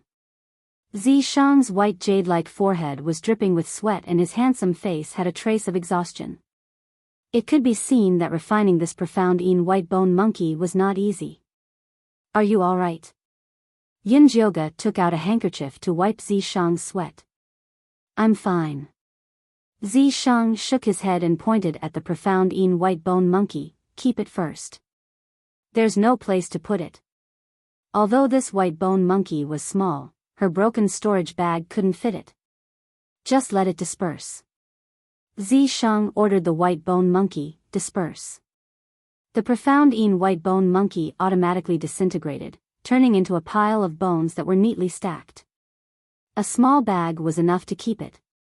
It's really convenient. Yunjioga stuffed the small bag into her storage bag. It could be said to be perfect. Since you've already advanced, then go and accept the mission to kill the ghost. Zishang felt that Yunjioga was already mature enough, it was time to train. Building a car behind closed doors was not a solution, one had to learn and use it, turning the skill into combat power. Most importantly, this chi was of great use to them. Chapter 285. Alone? With Yunjioga's current cultivation level, it would be dangerous for her to go to the chi graveyard alone. It's fine. Just bring the Xian white bone monkey with you. Zishang would not let Yunjioga take the risk. Will the little monkey do? The white bone monkey's arms and legs were as thin as reeds. It would be lucky if the ghosts did not break them apart. Don't underestimate it. It's much more powerful than you. How could a puppet that he had personally refined be weak? I hope so. Since Zishang had said so, Yunjioga obediently went to the mission hall to accept the mission to kill the ghosts. She did not expect that the disciple on duty at the mission hall today would be Yunjioga's neighbor, little fatty Jean Lin. Yunjioga looked at little fatty again. To be on duty at the mission hall, one must have a backer or connections. This little fatty was not simple. Senior Yunjio, have you found a team to kill the ghosts? Do you want me to introduce you to a reliable team? Little fatty took Yunjioga's mission list and asked enthusiastically. No need. Yunjioga coldly refused. Little fatty was not angry. He helped her register her information and gave her the token to enter the ghost graveyard. He asked, do you want to rent or buy the chi bottle? How much does it cost to rent and how much does it cost to buy? Yunjioga knew that chi bottles were needed to kill the ghosts, but she did not know much about the market. A rank 1 chi bottle can hold 100 ghosts. It costs 1 contribution point for 3 days to rent. It costs 50 contribution points for 1. If you can afford it, it's better to buy 1, little fatty explained carefully. I'll buy 1. Yunjioga's next mission was to kill the ghosts. It was indeed better to buy 1. Then take it. After little fatty took 50 contribution points from Yunjioga's token, he swiftly packed a chi bottle and gave it 2 death talismans. This is an internal benefit. Next time, you can come to me when you want to buy something. You'll get a discount. Little fatty said with a smile. Yunjioga did not say anything. She took the items and left. The chi bottle was pure white. It was about the same size as the vases used to arrange flowers. The only difference was that the bottle had a red gathering and spirit rune engraved on it. It's so expensive to inscribe a rune. If I had known, would have asked you to make one for me, Yunjioga muttered. However, she was only joking. It would be too eye-catching if she really took out a bottle of energy that she had made herself. I told you to learn talisman patterns, but you refused. Zishang took the opportunity to lecture him. I'm so tired from training every day. How could I learn so much? Yunjioga was not very talented when it came to runes. She looked at the wavy lines that resembled tadpoles and naturally lost interest in them. Zishang couldn't do anything about it. Talent was a mysterious thing. Before Yunjioga was enlightened, it would be very difficult for her to learn runes. He did not want to force her. He would take it one step at a time. The entrance to the energy graveyard was a pair of large stone doors that opened every hour. Yunjioga thought that she had arrived very early. She did not expect that there were already 8 disciples standing at the door. It looked like they were in a group. Although they were all dressed in gray, these outer sect disciples were obviously veterans. The leader was a tall, skinny man with triangular eyes and broom-like eyebrows. He was at the 3rd level of the chi refining stage and was obviously not a good person. When he saw Yunjioga, broom-like eyebrows looked her up and down. He laughed contemptuously and said, "Young man, you've got guts. You're only at the 2nd level of the chi refining stage, but you dare to come to the chi graveyard alone?" Yunjioga did not even look at him. She stood in a corner and waited for the chi graveyard to open. "Young man, you're really something." Broom-like eyebrows was about to come over to pick a fight with Yunjioga when another group of disciples appeared in the distance. There were a total of 13 of them. The Lu sisters were among them. The 2 sisters had already advanced to the 2nd level of the chi refining stage. Although they were also wearing gray robes, they had altered the waists, collars, and cuffs of their robes, making their bodies look even more voluptuous. The 2 sisters were beautiful and knew how to act coquettishly. It was no wonder that they were able to get close to the senior disciples so quickly. When Broom-like eyebrows saw this group of people, his face immediately darkened. He did not bother to look for trouble with Yunjioga anymore.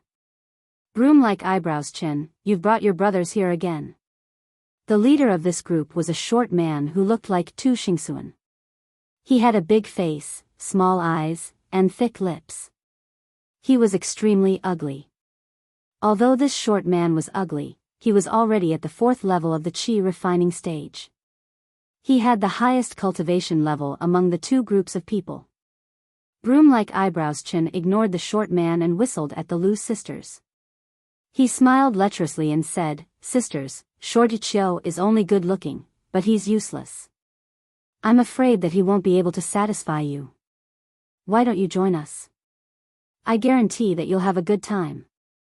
When the Lu sisters were teased, they looked embarrassed, aggrieved, and uneasy. Shorty Chiu's heart ached when he saw this.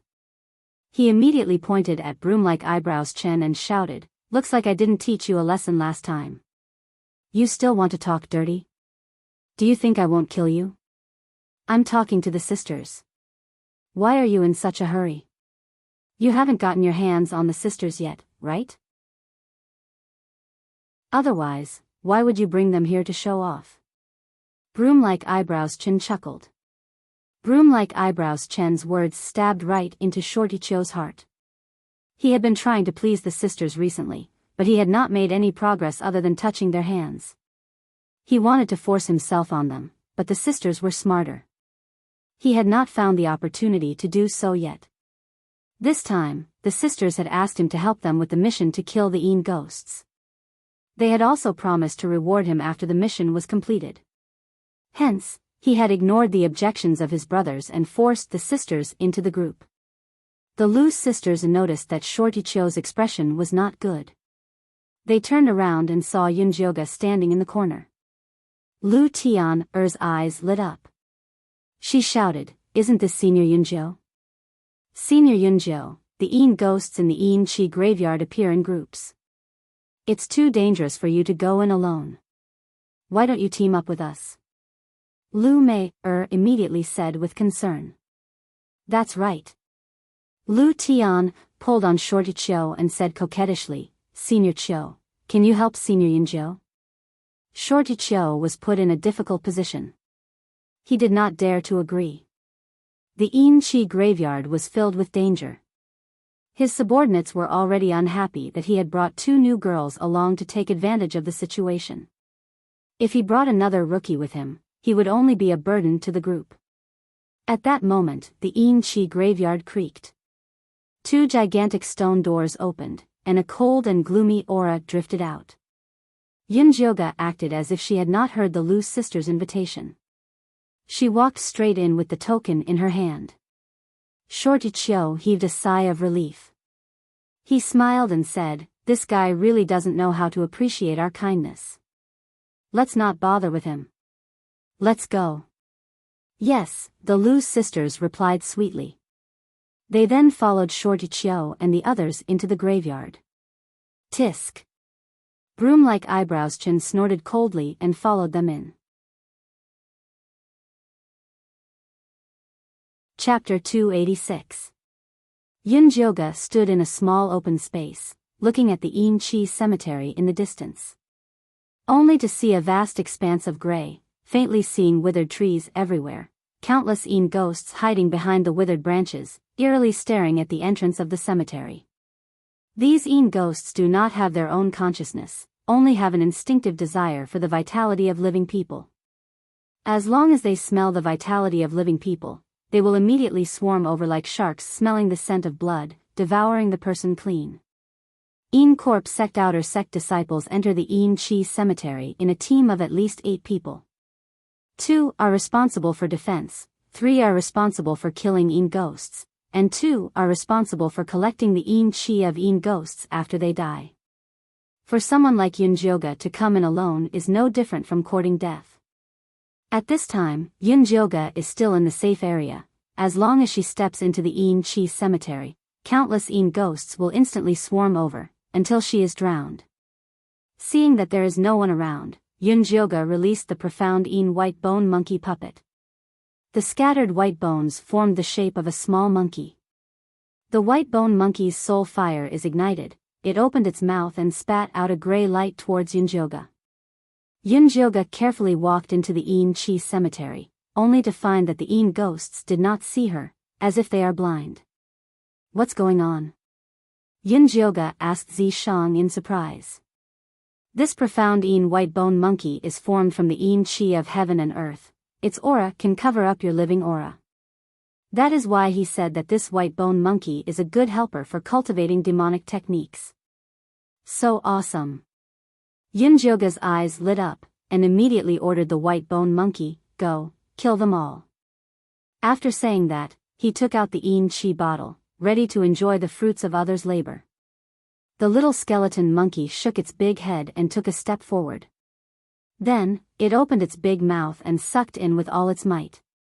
Those En ghosts screamed as they were pulled into its mouth, and then disappeared. Disappeared? Yunjioga holding the En Chi bottle was dumbfounded. This sovereign said it is very powerful. Zishang was still proud at the side. Powerful my ass. Where is the little helper? It ate all the En ghosts. What do I use to exchange for contribution points? Yunjioga said angrily. There's nothing I can do about it. This En energy is the food of the profound En white skeleton monkey. If it doesn't eat, it will be extremely hungry. If you want En energy, you can only work hard. Zishang shrugged and had a helpless expression. In fact, he had deliberately refined it like this. If Yunjioga could obtain En Chi so easily, there would be no need to talk about cultivation. Yunjioga could only take out the corpse control bell to control the bone spurs to kill the evil ghosts when he saw the little white skeleton monkey eating happily. In the beginning, she was not very proficient, but after the time it took for an incense stick to burn, she was able to control the white bone spike very nimbly, killing with one strike. Yunjioga killed more than 10 En ghosts and collected them all in the En Chi bottle. Rest for a while. Zishang reminded Yunjioga when he saw that the spiritual power in his body was almost depleted. Although Yunjioga could use the aura of the mysterious En white skeleton monkey to avoid the eyes and ears of low-level En ghosts, it was not a wise move to exhaust his spiritual power. Well, there aren't many En ghosts here. Let's go somewhere else. Yunjioga put away the En Chi bottle and planned to investigate the environment of the En Chi cemetery. She could only go so smoothly with the help of the mysterious En white skeleton monkey. But it was not possible to do this every time. Understanding the situation here would give her one more way out. Okay. Zishang held Yunjioga's hand and strolled in the gloomy cemetery. Behind the two of them was a short mysterious En white skeleton monkey, it was indescribably strange. Help! At this time, a panicked cry for help and a strange ghost howl came from the depths of the fog. It's a rank 2 ghost. Zi Shang could tell the level of the ghost howl. This is still the outer area, how can there be a rank 2 ghost? Yunjioga suddenly felt strange. A rank 2 ghost in the cemetery was equivalent to a level 5 Qi training, it only appeared in the inner area. The token of the outer disciples could only move around the outer area of the Qi cemetery, they could not enter the inner dangerous area. Probably some unlucky ghost encountered it. Zi Shang replied coldly. Let's go take a look. Yunjioga sneakily walked over, then secretly squatted behind a withered tree and peeked. He saw that the rank 2 ghost's soul body was dense, it was dark gray, its head vaguely had a hideous shape, its speed was extremely fast, it was impossible to guard against. Other than this rank 2 ghost, there were many rank 1 ghosts gathered around, they were obviously under its control. High-level ghosts had control over low-level ghosts, the originally scattered and disorderly ghosts were now stopped and attacked, it was also very difficult to deal with. The ones being attacked by the rank 2 ghost were Shorty Chio's group. Before, there were 10 of them, but now there were only 3. It was unknown if they were killed by the ghost, or if they were separated when escaping. Shorty Chio's group was followed by a white skeleton puppet. Unfortunately, their puppet's movements were very stiff, it was not a match for the rank 2 ghost. Old Chio, we can't, this ghost is too difficult to deal with. A skinny man shouted. Then let's retreat. Old Chio shouted. If we retreat like this, they will definitely split us up, we need someone to be the bait. The skinny man said. Needless to say, this bait definitely had no way out. When Yunjioga heard this, he immediately frowned. These evil cultivators were indeed different, they were willing to sacrifice their companions openly. Looking at their group, the injured disciple's white skeleton puppet was tightly protecting him, it did not look like it was willing to die. The only ones who did not have a white skeleton puppet protecting them were the Lu sisters. The sisters shook the corpse control bell, each controlling a white bone spike to attack the low-level ghost. The two of them cooperated very well, killing many low-level ghosts. Hearing the conversation between Shorty Chio and the others, they roughly knew that the situation was not right, they gradually pulled away from Shorty Chio's group. Little beauty, the situation is special now, I can only wrong you. Although Shorty Chio was lustful, he knew that if he protected the two little beauties at this time, his subordinates would definitely rebel against him. He could find beauties at any time, but he could not lose his position as the boss. Big brother Chio, what are you talking about? Little sister is more than happy to be able to serve everyone. Lu Mei did not seem to understand that Shorty Chio wanted to send the sisters to their deaths, she still smiled and replied. Little beauty is really good, if it wasn't because this rank 2 ghost is too hard to deal with, Big brother would also be reluctant to leave you. Shorty Chio felt that it was a pity. Originally, he thought that after completing today's mission, he could bring them back to enjoy the blessings of beauties. If he knew it would be like this, he would have raped the two sisters before coming out. That's right, little sister would also be reluctant to leave you guys. Lu Mei sighed, a mocking smile appeared on her beautiful face. Shorty Chio and the others have been cursed by the Lu sisters. Zi Shang suddenly whispered into Yunjioga's ear. Chapter 287. Where did they curse Shorty Chio? Yunjioga found it troublesome not being able to open her spirit eye, it was like being blind. See for yourself. A gray light flashed from Zi Shang's finger and landed on Yunjioga's forehead. The space between her eyebrows heated up, and her vision turned gray. The ghost was dark gray while the Lu sisters were faint yellow, that was the color of earth spirit roots. Shorty Chio and the other two all had black water spirit roots, but strangely, there was a red paper doll stuck on their backs. Lu Tianer, who had been silent, was secretly forming seals to control the movements of the red paper dolls. The red paper doll raised its arm and Shorty Chio and the other two rushed towards the rank 2 Een ghost. Lu Tian'er took the chance to shout, "Go!" The two sisters immediately kept their bone spikes and ran. "Bitch, you dare to harm us!" Shorty Chio was furious. He was trying to take advantage of them on the road and the two sisters tried all kinds of ways to reject him. So they were trying to do something to him. Unfortunately, it was too late now. The rank 2 Een ghost saw food and came to them automatically. There was no reason for it not to eat. It immediately led the Een ghost forward and wrapped Shorty Chio and the other two into a gray ball. Then it opened its gray mouth and wrapped Shorty Chio's head. Shorty Chio and the other two lost their life force quickly and they quickly turned into dried corpses that turned into dust. This was the cruelty of Een corpse sect. There were countless of disciples dying here every day. After the rank 2 Een ghost swallowed Shorty Chio and the other two, it continued to chase after the Lu sisters. Yunjioga followed without hesitation. She planned to wait for the rank 2 Een ghost to get rid of the Lu sisters before trying to spar with the rank 2 Een ghost to see how good she was. The Lu sisters did not say a word and ran for their lives. Originally they cursed Shorty Chio because they wanted to hypnotize him when he was begging for sex. They did not expect to encounter the attack of the rank 2 Een ghost. "Sister, the rank 2 Een ghost is catching up." Lu Tian'er quickly took out her white bone spike. She did not expect Shorty Chio and the other two to be so useless that they could not even stop a rank 2 Een ghost. Fight. Lu Mei saw that she could not escape so she stopped and fought alongside her sister. The corpse controlling bell let out a ringing sound. 2 white bone spikes flew out of the inventory bag. The two sisters could only control 1 white bone spike each in front of Shorty Chio earlier. Now, they could control 2 white bone spikes each. It was obvious that they had hidden their strength. 4 white bone spikes simultaneously pierced towards the level 2 Een ghost. The level 2 Een ghost was very cunning. It hid behind the low-level Een ghost and did not confront the two sisters head-on.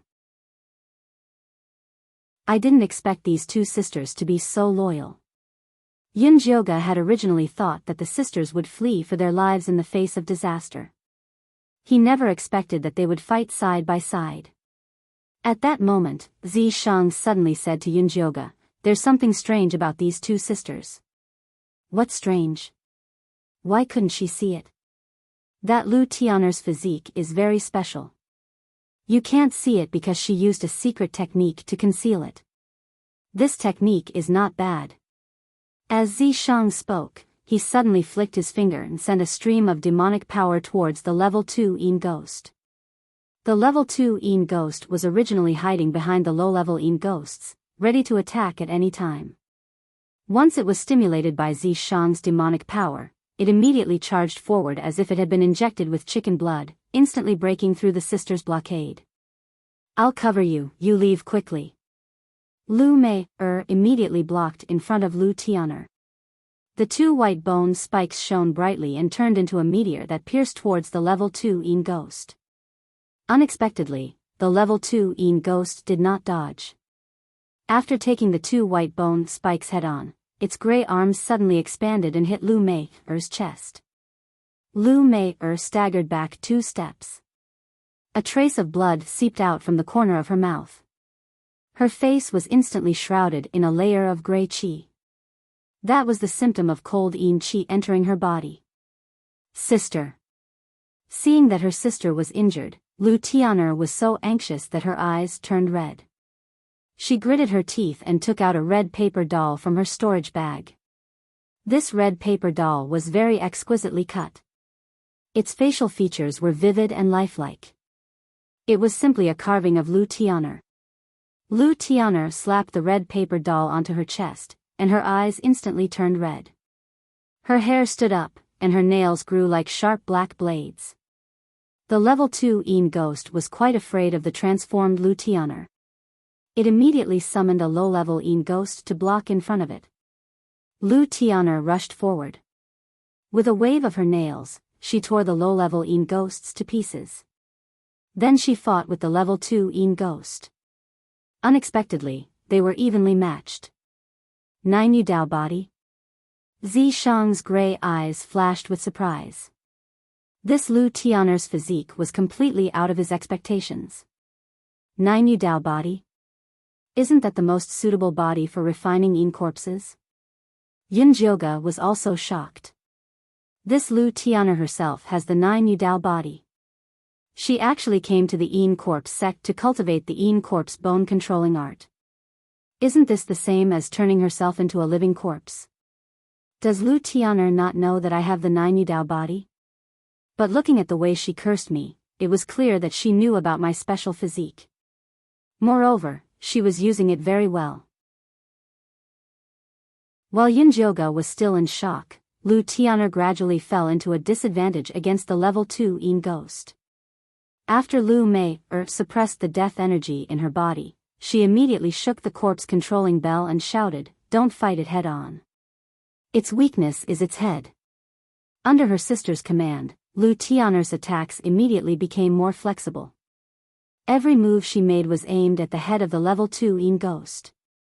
With Lu Mei's cooperation, the two sisters actually succeeded in taking out the soul crystal in the head of the level 2 Yin ghost. Without the soul crystal, the level 2 Yin ghost immediately turned into a cloud of dense Yin Qi. Lu Mei controlled the Yin Qi bottle and the cloud of Yin Qi flew into the bottle. Lu Mei put away the Yin Qi bottle and took out 2 gray Death Qi talismans. This Death Qi talisman could temporarily isolate the body's vitality. However, the time was very short. It was not enough time to leave the Yin Qi cemetery, so it was not very effective. Lu Mei put the Yin Qi talisman on herself and Lu Tianer. Then she pulled off the red paper man that had already lost its luster from Lu Tianer's chest. Lu Tianer's red eyes returned to their original state, and her hair that was standing on end also fell down. She weakly lay on the ground and pitifully shouted to Lu Mei, "Sister. Pa." Lu Mei unexpectedly slapped her and fiercely scolded, "How many times have I told you, you're not allowed to use this trick again? Do you want to die? If you want to die, then say it earlier. Why did I have to suffer that old man's torture for you?" While scolding her, Lu Mei also couldn't help but cry. She knew that her sister wanted to save her. She could only blame herself for not having the ability to protect her sister. "Sister, don't cry, I was wrong." Lu Tianer's eyes were also red. She reached out her hand to wipe away Lu Mei's tears. "Get up." Lu Mei quickly stopped crying. She said with red eyes, "Go back and cultivate." She wanted to become strong enough to trample on the people that bullied her sisters. Strong enough to kill that old monster and then go back to her uncle's family for revenge. At that time, she would definitely refine them into Yin corpses. She would torture them day and night. She would make them suffer 1,000 times over. Chapter 288. Yin Jioga silently watched as the two sisters supported each other as they left. He felt that their story was very tragic. This Lu Tianer's 9 Hell Dao body is not bad. If it is refined into a Yin corpse, its power will double. Do you want to consider it? Zishang said. This 1,000-year-old corpse was, after all, a fake. It was not as useful to Yin Jioga as the real thing. You've only joined the Yin corpse sect for a few days, and you really think that you're an evil cultivator? Yin Jioga rolled his eyes at Zishang. She came here to save her life, not to refine Yin corpses. With such a good physique, don't you think it's a pity to leave it to the Yin corpse sect? Zishang felt that it would be a waste not to take it. Of course we can't leave it to them. Yin Jioga still viewed the Yin corpse sect as an enemy. Of course, he couldn't do something like this that would increase the enemy's strength. But for her to refine Lu Tianer into a Yin corpse, just thinking about it made her feel ashamed. Since you don't want Lu Tianer, you might as well kill her. It was normal for Zishang to destroy what he couldn't obtain. What you are doing is no different from declaring your position. Yin Jioga knew that Zishang was not a good demon, but he did not expect him to be so evil. If he killed someone because of his own selfishness, sooner or later, he would become a devil who would not recognize his own family. You don't want it, but you don't want to give it to others. What do you want? Zishang felt that Yunjioge was being unreasonable. The sisters are hiding very well now. If they are really exposed, we'll talk about it when the time comes. Yunjioge decided to take one step at a time. If the Lu sisters' identities were really exposed, it wouldn't be too late for her to make a decision at that time. Looking at the two sisters, they were not willing to be someone else's Yin corpses. Yunjioge strolled around the Yin energy cemetery for a while, then left with the Yin energy bottle. She handed over a bottle of Yin energy in exchange for 100 contribution points, which she used to pay half a month's rent. She did not immediately exchange the remaining Yin Qi for contribution points. Instead, she took it back to her bungalow and prepared to concoct pills. The Yin Qi pills provided by the Yin Corpse sect were too low level, the absorption effect was very poor. As an alchemist, she could not tolerate herself taking such inferior pills for a long time, so she intended to refine her own Yin Qi pill. Right now, she was already at the second level of Qi refining and could already operate the alchemy furnace. If he used it carefully, he could still refine a batch of Yin energy pills. Yunjioge took out the small bronze cauldron and asked Zishang to help him set up an array to conceal his spiritual power. Then, he hid in the house and began to refine pills. She first asked Zishang to help her refine the Yin Qi into pure Yin energy. The entire bottle was filled to the brim with Yin Qi, but in the end, it was only a small cup of pure Yin Qi. Then, she took out the Yin spirit grass that she had collected before and began to process it. The Yin spirit grass looked like a woman's hair. It was thin and soft. After burning it into ashes and mixing it with pure Yin spirit grass, it could be placed into the alchemy furnace to be refined. The white bone fire in Yunjioge's dantian had been squeezed into a corner by the 9-stage bone shatterer's poison, so he could only use his spiritual power to draw out a bit of it to make his alchemic fire. Fortunately, the time needed to refine the Yin Qi Dan was very short, and her spiritual power was still enough to use. However, refining one furnace of Yin Qi Dan was also very tiring for her. This furnace produced more than 300 Yin energy pills, and the quality was also high, enough for her to eat for a long time. After Yunjioge refined the Yin energy pill, he went to the mission hall to accept the mission of killing Yin ghosts. Then, he bought a Yin energy bottle that could absorb 500 Yin ghosts and went to the Yin energy cemetery to kill Yin ghosts. This time, her killing was very smooth. After a day, the 2 Yin energy bottles were filled to the brim. When he came back at night, he took a look at the Lu sisters' house. Their door was still closed. They were probably still cultivating. Senior brother Yunjio, you're back. It seems that today's harvest is not bad. Little Fatty appeared at the door with a smile. Yunjioge looked at him indifferently. Was he going to enter the house? Senior brother Yunjio, I have the latest news about the Yin Corpse sect. Do you want to buy some information? Little Fatty said quickly. Buy information? Yunjioge stopped and looked at Little Fatty from head to toe. What information do you have to buy? Anything you want to hear. Little Fatty saw that he had a plan and immediately became spirited. He said eloquently, including the strategies of various missions, the various movements of the sect, the preferences of the various elders, the fastest way to enter the inner sect, the cultivation abilities of the senior brothers and sisters. Hearing this, Yunjioge's heart suddenly moved. She had always wanted to find out about Su Junqing, Yi Yunji, Si Yuyue, and the demon corpse. Maybe she could really get the information she wanted from this little fatty. However, she did not ask rashly. Instead, she asked, how do I know if your information is reliable or not? You don't have to worry about this. I have an uncle who is the steward of the inner sect. He has worked here for more than 50 years. There is nothing he doesn't know, Little Fatty said quickly. Your uncle is the steward of the inner sect. Why didn't you come in with a referral token? The steward of the inner sect was much higher than Yin Shirley, the steward of the outer sect. If little Fatty wanted to come in, he could come in as he pleased. I wanted to see if there were any capable people coming to the Corpse sect this year, so I went to participate in the preliminary selection. You don't say. There were a few good seedlings in this preliminary selection. I heard that there was a male disciple with a natural dark spirit root. He was directly taken in as a disciple by the sect master, little Fatty said non-stop.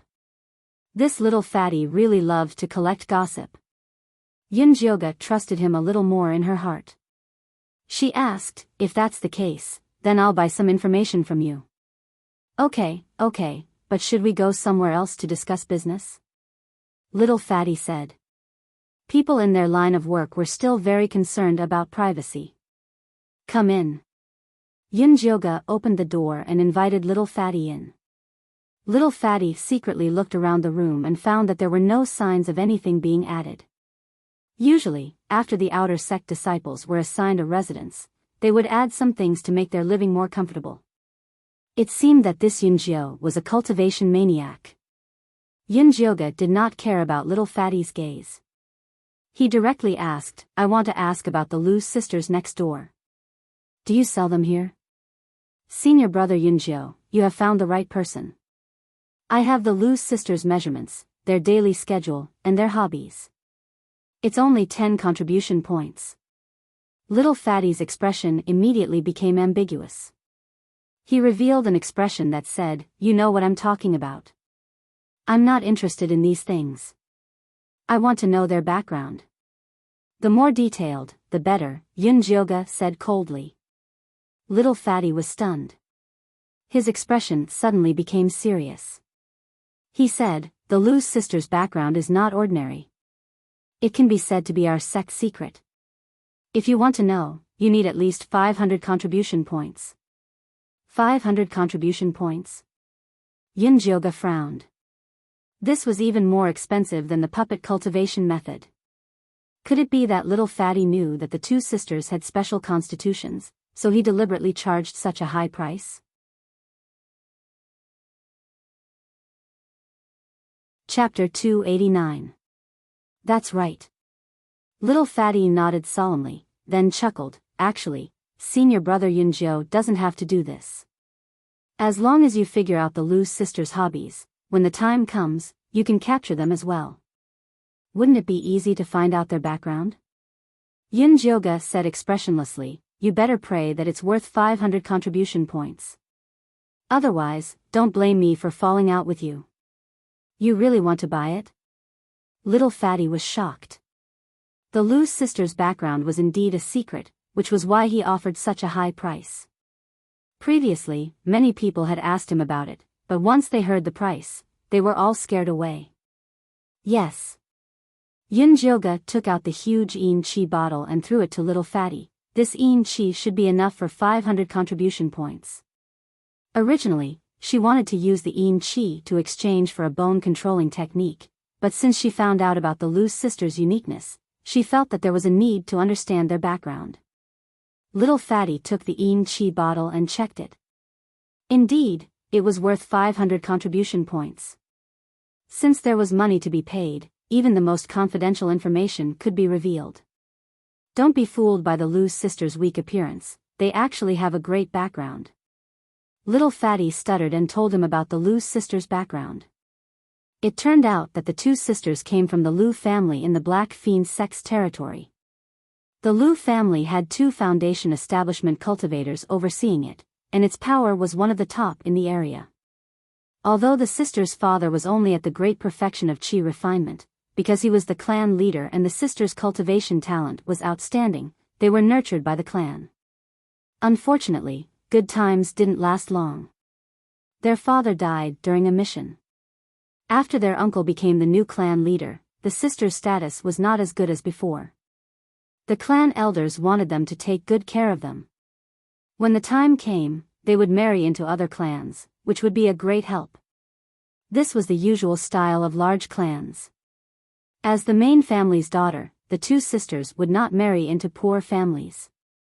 However, their uncle was not a good person. He received a bribe from an evil cultivator and actually secretly sent the two sisters out to be human cauldrons. The two sisters suffered greatly at the hands of that evil cultivator, and after escaping, they joined the Enrich sect.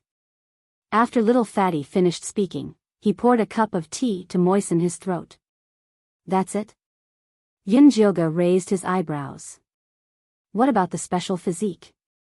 Senior brother Yunjio, the Lu sisters are fugitives. If their identities are leaked, they won't have a good ending. Isn't that confidential enough? Little Fatty's eyes widened. No matter who it was, they could use this secret to do whatever they wanted to the Lu sisters, ensuring that they wouldn't dare to make a sound. It was only because he saw that Yunjio did not seem like a lustful person that he sold this secret to her. Where did you get this secret? Well, she was surprised that the Lu sisters were fugitives. Our Enrich sect seems to accept disciples very casually, but we actually check very strictly. However, things like secrets should only be kept between you and me. It won't do either of us any good if we reveal it. Little Fatty's face was smiling, but his words carried a hint of threat. If he dared to sell such important information, he must have a backer. Yunjioga naturally wouldn't tell anyone about the Lu sisters' past. She was more curious about the Enrich sect's attitude. Since they know that the Lu sisters are fugitives, why did they still accept them? Aren't they afraid of trouble? The Lu family and that evil cultivator old monster aren't anything special. If he dares to come here to take people, then he will have to pay the corresponding price. To put it bluntly, the Enrich sect was doing business without capital and wanted to extort money from the Lu family and the evil cultivator old monster. Then do you know how the Lu sisters escaped from the evil hands of that old monster? Yunjioga was still quite curious about this. I heard that when the old monster was plucking them, they took the opportunity to cut his lower part and escaped. Little Fatty's face revealed a sour expression. Even a golden core ancestor couldn't take a cut on his lower part. These two sisters were indeed fierce. Although Yunjioga didn't have any asterisk, she could imagine that the pain must be unbearable. Seeing that senior brother Yunjio is so generous, I'll give you another piece of information. Little Fatty lowered his voice and said mysteriously, I heard that senior brother Su Junqing is very interested in this pair of sisters. If you like them, you have to keep an eye on them, or else you'll get nothing. Su Junqing. Yunjioga narrowed her eyes. This name was really detestable. But since Little Fatty mentioned it, she also took the opportunity to ask, do you know the origin of this senior brother Su Junqing? Of course, 50 contribution points. Little Fatty stretched out a palm. Although this price was cheaper than the Lu sisters, Yunjioga didn't even have a single contribution point on hand, nor did she have any Chi bottles to exchange. She thought about it and asked Little Fatty, do you want to exchange Chi pills? In the Enrich sect, 1 Chi pill could be exchanged for 1 contribution point. You still have Chi pills? Little Fatty was quite surprised. Usually, new disciples would take Chi pills to break through to the first level of Chi refinement. I know an alchemist, and I got some good Chi pills from him. Yunjioga took out a small jade bottle. Let me have a look. Little Fatty took Yunjioga's Chi pill and smelled it. His eyes immediately lit up. This Chi pill is not bad. 1 is worth 10 contribution points. Trade. Little Fatty's price was quite reasonable. Yunjioga gave him 5 Chi pills. Fatty rambled on and on about Su Junqing's background. A disciple of the bloodthirsty sect. He sold little girls in the Thunder Country's Shangjing. He even colluded with the Thunder Country's former crown prince, Dongfang Jianming. He wanted to kill the Medicine Refining Valley's Grandmaster Dongfang. In the end, the Spiritualist Alliance surrounded the Blood Cloud Peak. Yunjioga knew these things better than Little Fatty. What she wanted to know was what happened after he entered the Enrich sect. Little Fatty rambled on and on, quickly talking about Su Junqing entering the Enrich sect. After Su Junqing entered the Enrich sect with Si Yuyue, he didn't wait for Si Yuyue to return. He used his beauty to hook up with Elder Mo Hua and successfully entered the Ink Flower Peak as an inner disciple. Following that, he successfully refined his own Yin corpses. His strength greatly increased and his status in the Ink Flower Peak also rose along with it. Wait a minute, you said he refined his own Yin corpse? Yunjioga frowned and asked, didn't they say that finding a suitable Yin Chi corpse is very difficult? He only joined the Yin corpse sect for a few days, how did he find one? That's right, his luck was good. He brought back a female slave from the Blood Cloud Peak. He never thought she would have a Yin spirit physique. She was very compatible with him, so he directly refined her. When little Fatty said this, he couldn't help secretly sighing at Su Juanqing's good luck. He went under the tutelage of Elder Mo Hua. If he went under the tutelage of another male elder, this Yin spirit physique woman would not have been his turn. He already knew that a Yin spirit physique woman would be compatible with anyone. When Yunjioga heard the words Blood Cloud Peak female slave, her heart skipped a beat. She quickly asked, have you seen his Yin corpse? My uncle has seen it. He said it was very beautiful. There was even a red mole between her eyebrows. Little Fatty's words made Yunjioga's heart sink.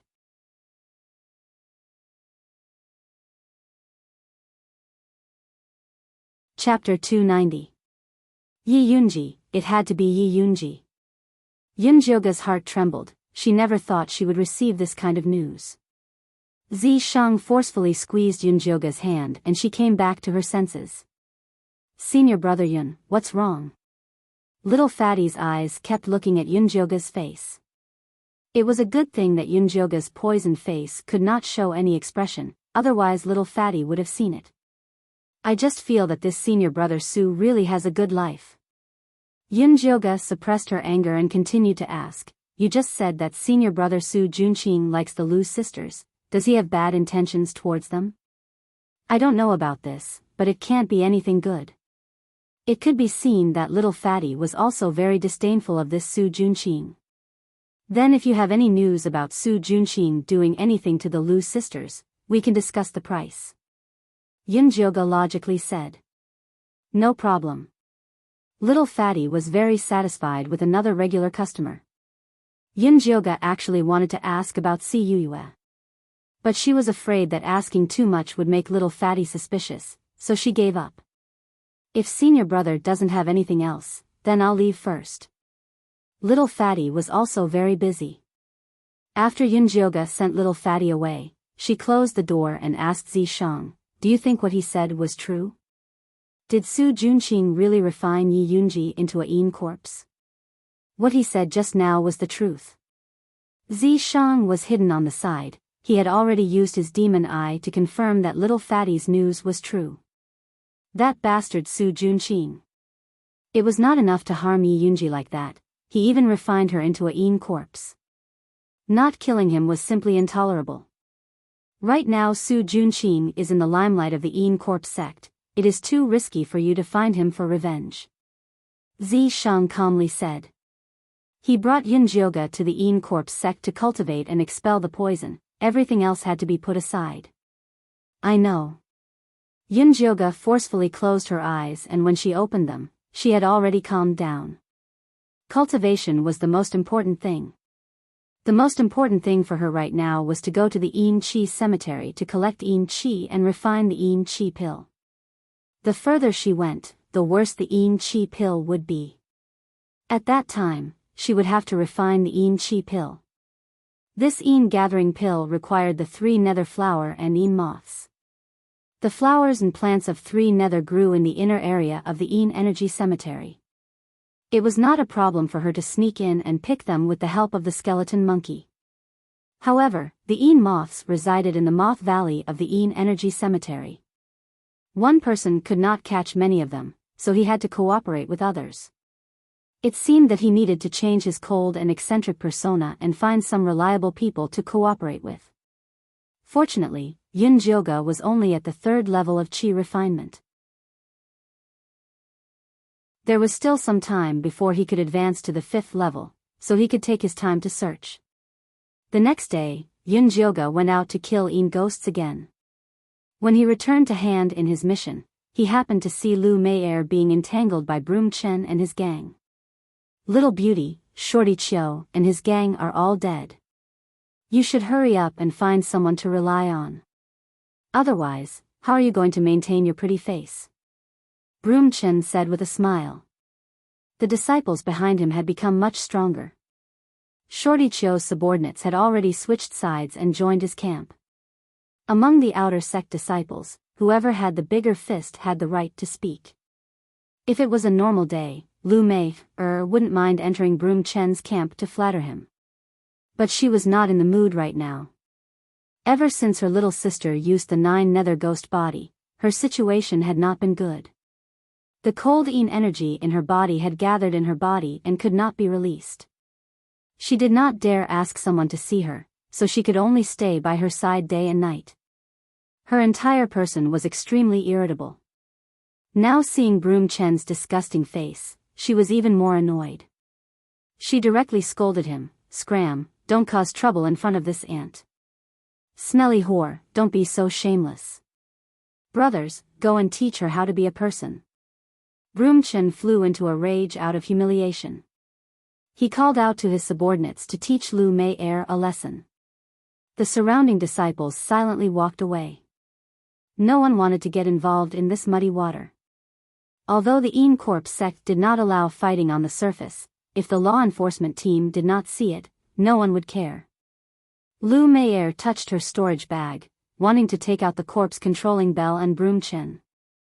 At this time, a gentle voice rang out, "What are you doing? Don't you know fighting is forbidden in the sect?" Following that, Su Juanqing's handsome face appeared in front of everyone. Senior Su misunderstood. "We were just chatting." "Isn't that right, junior sister Lu?" Broom Chen warned Lu Mei'er. "This ant has nothing to talk about with you."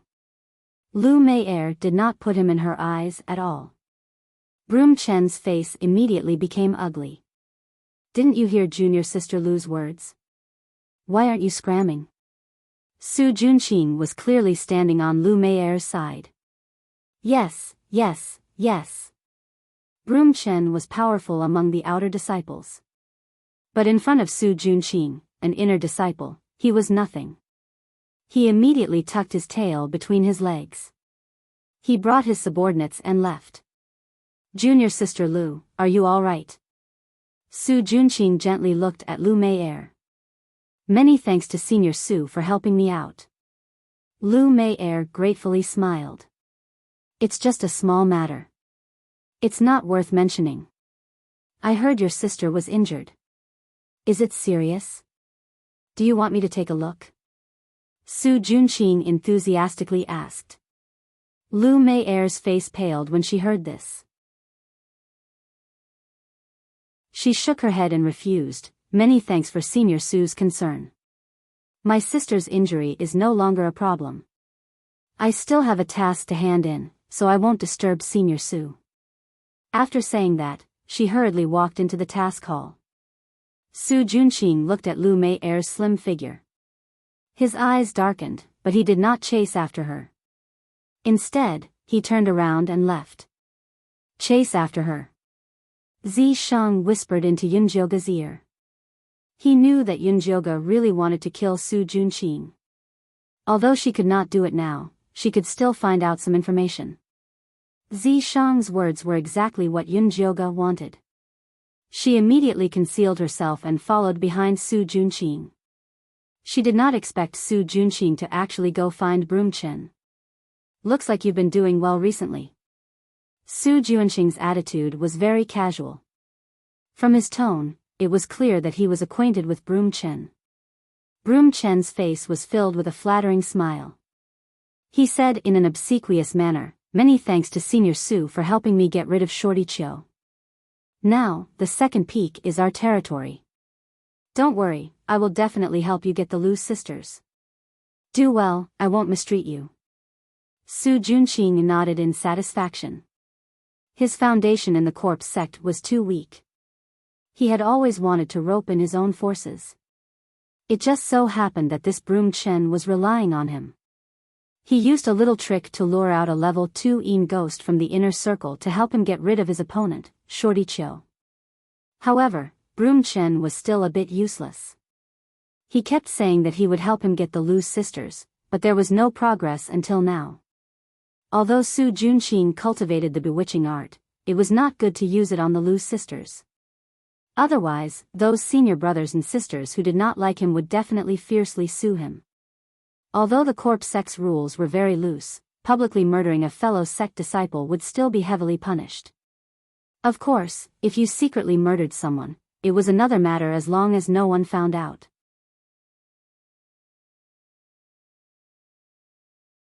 Chapter 291. Yunjioga looked at this scene from afar. She really wanted to punch Su Junqing. This scumbag was really despicable and shameless.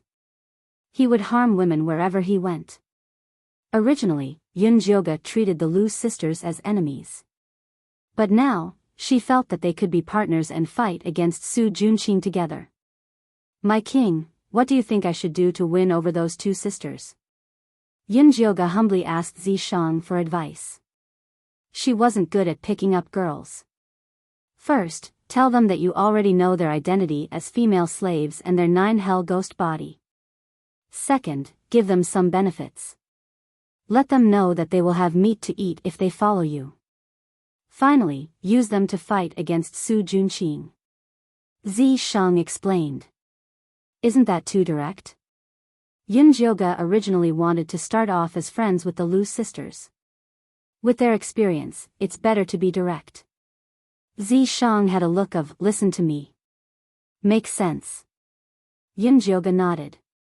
She didn't have the time or the mood to talk about feelings with the Lu sisters. When the time comes, you can show them your true self. They will know that you have no ill intentions towards them. Zishang was very confident in his acting as a 1,000-year-old corpse. Even 10 9 hell Taoist bodies couldn't compare. We'll talk about it when the time comes. Yunjioga's attitude was very perfunctory. She felt that she was fine now. She didn't want to let Zishang out and cause trouble at all. It'll be too late. Zishang was very unhappy with Yunjioga's attitude. Yunjioga ignored him. She went back to the bungalow and knocked on the Lu sisters' door. Who is it? Lu Meier's voice sounded. I, Yunjioga, have something to discuss with you. Yunjioga said calmly.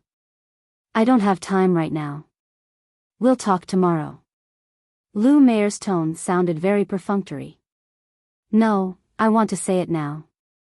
If you don't come out, don't blame me for barging in. Yunjioga's attitude was very firm. The door opened very quickly. Lu Meier's beautiful face appeared from the gap. She said impatiently, if you have something to say it quickly. I already know your background and your sister's body. Before Yunjioga could finish, he was pulled into the room by Lu Meier. A white bone spear hung in the air and aimed straight at Yunjioga's face. You can't kill me. Yunjioga's attitude was firm. Zishang was standing behind Lu Meier. Lu Meier's eyes were bloodshot and her aura was exploding, as if she wanted to swallow Yunjioga whole. Sister, let him come in to talk. Lu Tianer's voice was heard along with the sound of banging. Little sister. Lu Meier couldn't be bothered to confront Yunjioga. She hurriedly entered the inner room. Yunjioga followed her into the room and saw Lu Tianer lying on the floor, struggling to get up with the help of the bed. You're already like this, why are you still struggling? Lu Meier quickly went over to help Lu Tianer up. Lu Tianer's face was particularly ugly. Her face was ashen and her eyes were red. Her vitality was also very weak. This was the side effect of using the Netherworld Dao body. If he used it a few more times, her vitality would be completely cut off and she would become a living corpse. Put her on the bed. I have a way to suck out the cold energy from her body. After saying that, Yunjioga brought out the Thunderfire needle. I don't need your fake kindness. Lu Meier glared at Yunjioga fiercely. It was obvious that she didn't believe her words. She's already like this. If we don't treat her, I'm afraid that the entire Corps sect will know about her body constitution. Yunjioga wasn't afraid that Lu Mei wouldn't give in. Sister, let's just treat a dead horse like a living horse. Lu Tian'er said weakly. Only then did Lu Mei carry Lu Tian'er back to the bed. Then, she guarded by the side and stared at Yunjioga like she was looking at a pervert. Yunjioga didn't mind. He first checked Lu Tian'er's pulse and found that it was so weak that he couldn't feel it. Her situation was very dangerous. Although she couldn't open her spiritual eye, she could still use other methods to check the situation in Lu Tian'er's body. Later, I will send a stream of energy into your body to check. Don't resist. Yunjioga said solemnly. Lu Tian'er nodded. Yunjioga then released a stream of energy into her pulse. She carefully checked the situation of her meridians and memorized the blocked areas. After she finished checking, she took out the thunder fire needle and started to use her acupuncture technique. Streaks of red light landed on Lu Tian'er's blocked meridians, leaving countless densely packed needle holes. Then, countless grayish-black water droplets seeped out of the needle holes. Lu Tian'er's complexion started to improve. Her grayish-white lips also had some color. After Yunjioga kept the needle, he said, "Try to circulate a big cycle." Lu Tian'er immediately sat cross-legged and circulated her technique. The grayish-black water droplets turned into mist and surged out, covering her body. Lu Mei was extremely nervous and quickly asked Yunjioga, "What's going on?" "Good situation." Yunjioga said indifferently. Lu Tian'er quickly finished circulating her technique. Her complexion instantly returned to normal. She looked like nothing had happened. "Brother Yunjio, you're so amazing." Lu Tian'er's eyes lit up as she looked at Yunjioga and asked, "Such amazing acupuncture technique. Where did you learn it from?" Yunjioga didn't answer Lu Tian'er's question. Instead, he said, "I came to find you guys to discuss a deal." "What deal?" Lu Mei asked with a calm face. "Of course it's a deal that's beneficial to you. Don't worry. I'm not interested in refining you into corpses. However, your cultivation is too low right now. Let's talk about it when your cultivation is higher." Although Yunjioga wanted to rope in the Lu sisters, he couldn't immediately tell them his goal. Otherwise, he would have nowhere to cry if they sold him out. Lu Mei scrutinized Yunjioga. Unfortunately, his demonic face didn't have any expression, so she couldn't see anything. "Brother Yunjioga, you saved me. You're my benefactor. I'll do anything you want me to do." Lu Tian'er said naively. "Don't be silly. Be careful that you don't know you'll be sold." Lu Mei scolded. "Brother Yunjioga isn't that kind of person." Lu Tian'er pouted and said with a bit of grievance. The sisters echoed each other and acted very well. Unfortunately, Yunjioga didn't fall for it. "Tomorrow, wait for me at the Chi cemetery's entrance." Yunjioga threw down these words and left. Lu Tian'er pretended to be in a daze as she watched Yunjioga leave. When he disappeared and the door closed, the expression in her eyes changed. She asked Lu Mei seriously, "Sister, what do you think?" "I can't see through this Yunjioga. However, since he knows your secret, we can't let him live." Lu Mei said ruthlessly. She didn't believe that Yunjioga wasn't interested in her sister's special constitution.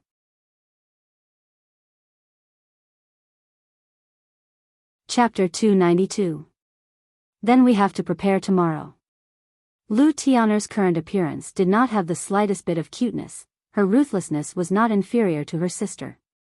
Zishang heard the conversation between the two sisters and immediately said to Yunjioga with schadenfreude, "Those two sisters are preparing to get rid of you in the Chi cemetery tomorrow.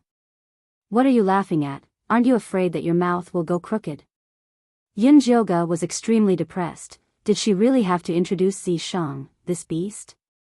"Wash your neck and wait, this sovereign will not help you." Zishang smiled and patted Yunjioga's shoulder. Little guy, you deserve it for being perfunctory with this sovereign. Yunjioga was also worried that she would fail miserably tomorrow, so after carefully checking the storage bag, she let out the Xian-Yin white bone monkey to practice. In this period of time, she realized that this Xian-Yin white bone monkey was quite intelligent. Although it could not speak, the soul fire in its eyes was very lively and could represent all kinds of emotions. For example, it liked to go to the Yin Chi cemetery the most. Every time it went there to kill Yin ghosts, its soul fire would jump very fiercely. But once it disintegrated into white bones and put into a belt, it would look like it had nothing to live for. Little monkey, if you perform well tomorrow, big sister will refine something good for you to eat. Yunjioga stated her condition. She realized that if this Xian-Yin white bone monkey could automatically cooperate, then its attack power would be much stronger. The Xian-Yin white bone monkey stood there blankly, its soul fire did not have any reaction, as if it did not understand what Yunjioga meant. You have not tasted the Yin Chi water yet, right? Come. Yunjioga took out a Yin Chi bottle, condensed the Yin Chi inside into water, and dissolved the Yin Chi Dan in it. Then, she dipped a brush in the water and rubbed it on the Xian-Yin white bone monkey's head. The Xian-Yin white bone monkey's soul fire immediately soared, its two small arms could not help but move upwards. It was very obvious that it liked the Yin Chi water. You like it, right? Work hard tomorrow, big sister will make sure you are full. Yunjioga squinted her eyes and laughed treacherously. If it was full now, how would it work tomorrow? How could the little white bone monkey be Yunjioga's opponent? Its nimble fire expanded and contracted, as if it was nodding. Beast, you won't even let the white bone monkey go. Zishang finally found a chance to ridicule Yunjioga. It was rare that Yunjioga did not retort. As long as it was useful, then so be it. The next morning, Yunjioga arrived at the entrance of the Yin Energy Cemetery. The Lu sisters were already waiting there. As usual, Lu Mei put on a dark face and nodded coldly at her. Lu Tian'er continued to act innocent as she greeted Yunjioga innocently. Good morning, brother Yunjio. Come with me to kill the evil ghost, and we will divide the Yin Chi equally. Yunjioga had the same attitude towards the two sisters, expressionless. Don't worry, brother Yunjio can give me as much as you want. Lu Tian'er's eyes curved into a smile. The girl next door's charming appearance was indeed very easy to gain the favor of men. Unfortunately, Yunjioga was a transvestite disguised as a man. He ignored Lu Tian'er's cute act and walked into the Yin Chi cemetery first. The Lu sisters glanced at each other and followed him in. The Yin Energy Cemetery was still bone-piercingly cold. Low-level evil ghosts were floating everywhere, and when they saw Yunjioga and the other two enter, they immediately surged forward. Lu Tian'er and Lu Mei took out two white bone spears and made a defensive posture. However, the white bone spears were very close to Yunjioga, and they could basically stab Yunjioga in the chest with a backhand. Yunjioga did not care. He took out a small bag and threw it down, shouting, "Come out, little monkey." Thin white bones flew out of the small bag and formed the shape of a little monkey with a big head. Brother Yunjio is too amazing. You have your own white bone puppet so quickly. But this little monkey is too cute. Lu Tian'er implied that cuteness could not be eaten. You don't need to defend, just focus on killing the evil ghosts. Yunjioga pinched his fingers and drew the Yin Chi from the little white bone to the three of them. The Yin ghosts immediately stopped their attacks. However, the Yin Chi distributed among the three of them was not enough. The Yin Chi still floated out faintly, causing the evil ghosts to circle around them. The Lu sisters did not expect such a situation. They originally wanted to take advantage of the chaos to kill Yunjioga the moment the evil ghosts rushed up, but now it seemed that it was not feasible. Brother Yunjio, this little monkey is so powerful, how did you refine it? Lu Tian'er could not help but ask. If she and her sister could also have such a white bone monkey, they would not have to sell their bodies everywhere to find cultivation resources. This is a mystic white bone monkey that I found by chance. Yunjioga's tone was very calm, as if he was very proud, but he did not say anything. Mystic white bone monkey? Lu Tian'er's eyes widened. This thing was an evil treasure. She did not expect Yunjioga to be able to get such a good thing. Lu Mei's fiery gaze turned to the white bone monkey, and a white bone spear in the Qianquan bag quietly emerged. Sister, I don't have enough qi bottles, give it to me. Lu Tian'er suddenly said to Lu Mei, but her eyes were filled with disapproval. Now was not the time to make a move. Oh, okay. Lu Mei immediately sobered up, and the white bone spear quietly returned to the storage bag.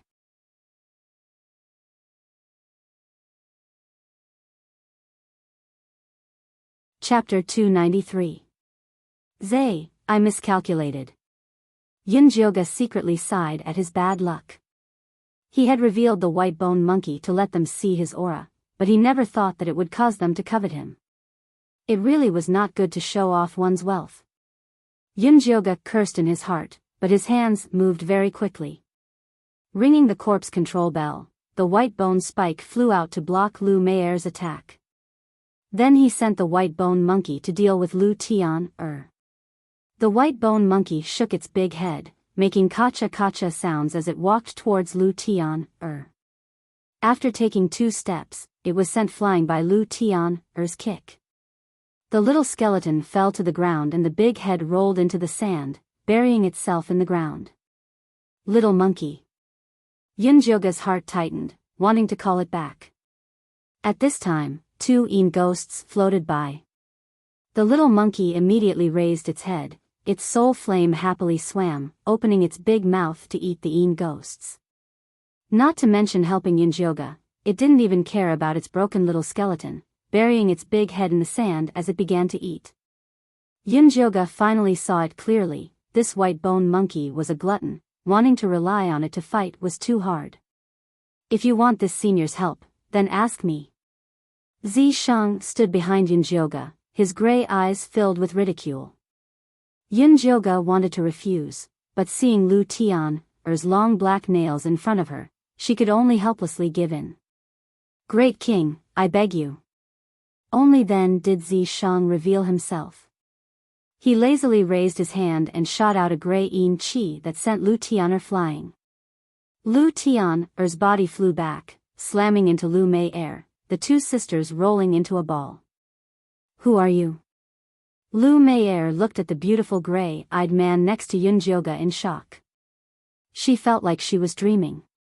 Otherwise how could there be such a perfect man, appearing in such a strange way? Lu Tian'er shivered as she shrank beside Lu Mei. She was now in a half-ghost body, her intuition was very sharp, she felt from the bottom of her heart that this beautiful man in front of her was very dangerous, she couldn't provoke him. This is my corpse with a blood contract. Yunjioga introduced without any expression. Corpse? Lu Tian'er's eyes opened wide in disbelief.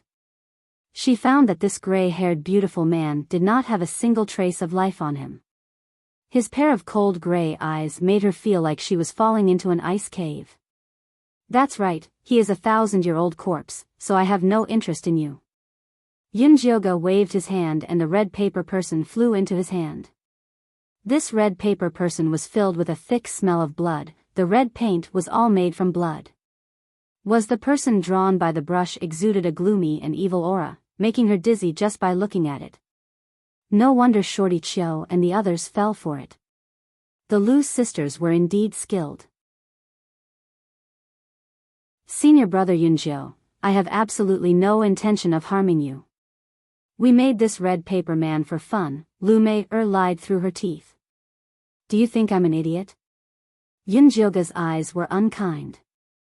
These 2 sisters really needed a lesson. Brother Yunjioga, if you want to blame someone then blame me.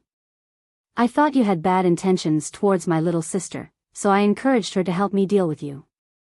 Lu Mei immediately kneeled down and begged for mercy.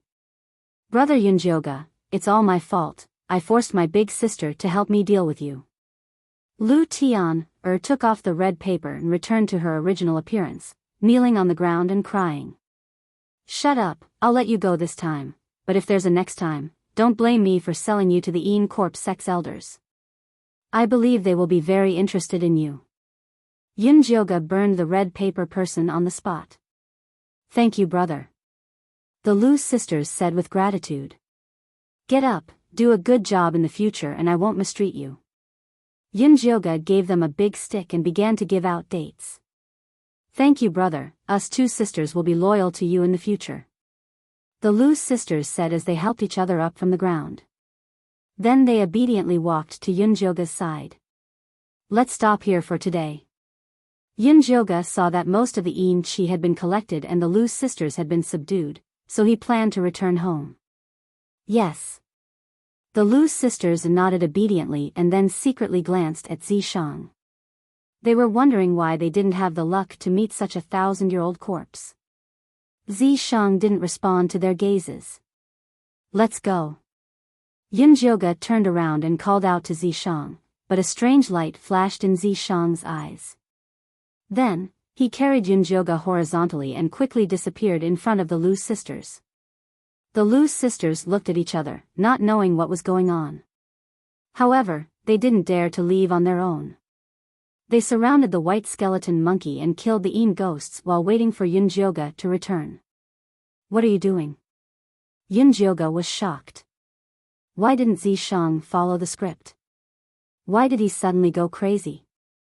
I suddenly realized that the effects of dual cultivation in this Een energy graveyard are much better. Zishang quickly brought Yunjioga to a withered tree that was so wide that 5 people could wrap their arms around it. There was a big hole in the withered tree, and it was quite spacious inside. The two of them could stand and turn around without being affected. This place is not bad, right?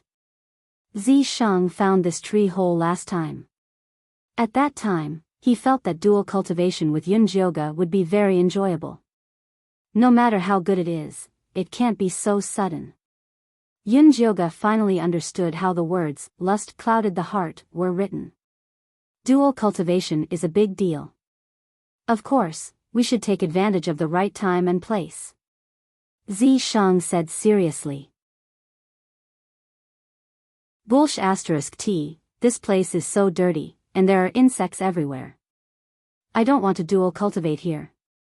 Yunjioga felt itchy just looking at the tree hole.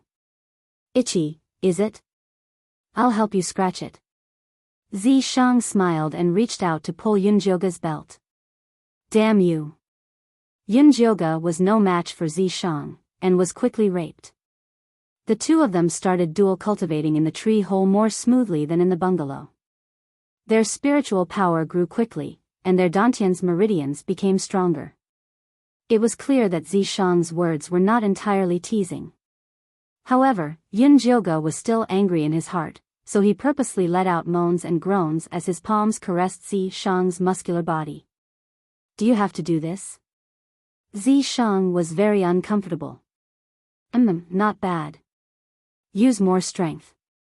Yunjioga was not afraid of him, and instead moaned even more. Do you believe that I won't do you? Zishang threatened fiercely. He couldn't vent his anger while dual cultivating with Yunjioga. He had been holding it in for a long time. Yunjioga was doing this to him, and he was in great pain. If you have something to do, do it to me. Yunjioga wrapped her legs around Zishang's thin waist, looking fearless. Zishang said before that her dantian was too weak, and could not withstand his essence energy. So, before the poison was cured, he could only be an old ox that worked hard to plow the fields. Stupid girl, I'll kill you sooner or later. Yunjioga moaned even louder. She had been teased too much before, and now she could finally get her revenge. If you asked her how she felt, there was only one word to describe it: pleasure.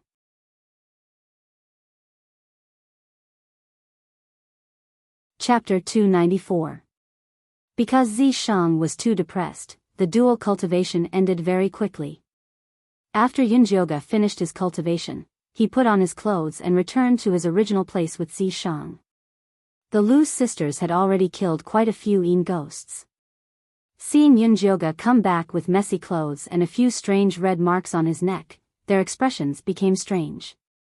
The Lu sisters grew up in this area, so they were very familiar with Yin corpses and demonic sects. Naturally, they knew when Yin corpses would take the initiative to form a blood contract with a living person. There were some that had deep feelings when they were alive and could not forget their family and friends after death. There were some that felt that a living person was especially delicious, becoming addicted to eating and not willing to let go. This kind of eating, other than sucking blood, there was another method, which was to have sex. To put it nicely, it was like water and milk, but to put it bluntly, it was being fucked. Very clearly, Yunjioga in front of them was in this kind of situation. No wonder his expression was so strange. It was estimated that he had been fucked by that 1,000-year-old corpse for a long time, causing the corpse poison in his body to manifest. The Lu sisters thought that this corpse love was just a legend. They never thought that there would be a living example in front of them. Moreover, it was a man with a cut sleeve. The two of them couldn't help looking at Yunjioga a few more times. Yunjioga had an expressionless face, letting the Lu sisters look at him, but his heart was very sullen. It was all because of Zishang's broken idea. Now he must be very abnormal in the eyes of the Lu sisters. "Senior brother, it's getting late, let's hurry up and leave," Lu Mei took the initiative to say with a very kind attitude. The two sisters had a rough life, suffering under the hands of that evil old monster. What they needed the most was not sympathy from others, but sympathy from fellow sufferers. Yunjioga, this pitiful man being pressed down by that 1,000-year-old corpse, met this condition without a doubt. "Let's go." Yunjioga brought the Lu sisters out of the Yin Chi cemetery. Returning to the small house, Yunjioga gave them 2 bottles of Yin energy pills. "Cultivate well." Saying this, he returned to the house. "Good night, senior brother." The Lu sisters waited for Yunjioga to enter before returning to their own house. "Elder sister, do you really think Yunjioga won't refine me into a Yin corpse?" Lu Mei asked in a worried voice. "I don't think so. It's rumored that Yin corpses that have a blood contract with a living person are very possessive. There are even precedents of them killing the contractor's entire family. It definitely won't allow the contractor to refine another Yin corpse," Lu Mei cautiously said. "But he can sell me to someone else." After Lu Tian'er was betrayed by her uncle, she didn't trust anyone except her sister. He has that 1,000-year-old corpse by his side. He can get whatever he wants. There's no need for him to sell it to us. As Lu Mei said this, she laughed. "Besides, he's worth more than us now. If anyone wants to sell him, it should be us." Although his younger sister's 9-nether ghost body was rare, her vital Yin had already been taken away by that damned old monster, so its effectiveness was greatly reduced. It was not even as valuable as the mysterious Yin white bone monkey. Although the 1,000-year-old corpse had formed a blood contract with Yunjiu, the Yin corpse sect must have a way to remove it, so the one who should be worried should be Yunjiu. Big sister's words make sense. Lu Tian'er realized that her net worth had plummeted and felt inexplicably relieved. "I think that Yunjiu is a person with good fortune. If we follow him, we might be able to get some good luck." Lu Mei originally thought that this Yunjiu was just a demonic-looking youth. She didn't think that he not only had a treasure like the mysterious Yin white bone monkey, but also a 1,000-year-old corpse as a Yin corpse. This kind of great fortune was simply something that only the favored of the heavens could have. If they could get some good luck by following him, the two sisters would be able to avoid a lot of detours in the future. Big sister is right. The two sisters had a hard life, that's why they ended up in this situation. Let's follow him first and work hard to raise our cultivation. Lu Mei finally came to a conclusion. Lu Tian'er nodded her head in agreement. She then took out the Yin Qi pill that Yunjiu Gu gave her and ate it. Her eyes immediately widened. What's wrong? Is there a problem with this Yin Qi pill? Lu Mei asked. Heavens, I've never eaten such a pure enchi pill before. Lu Tian'er said as she sat down cross-legged to cultivate. Lu Mei stood guard at the side.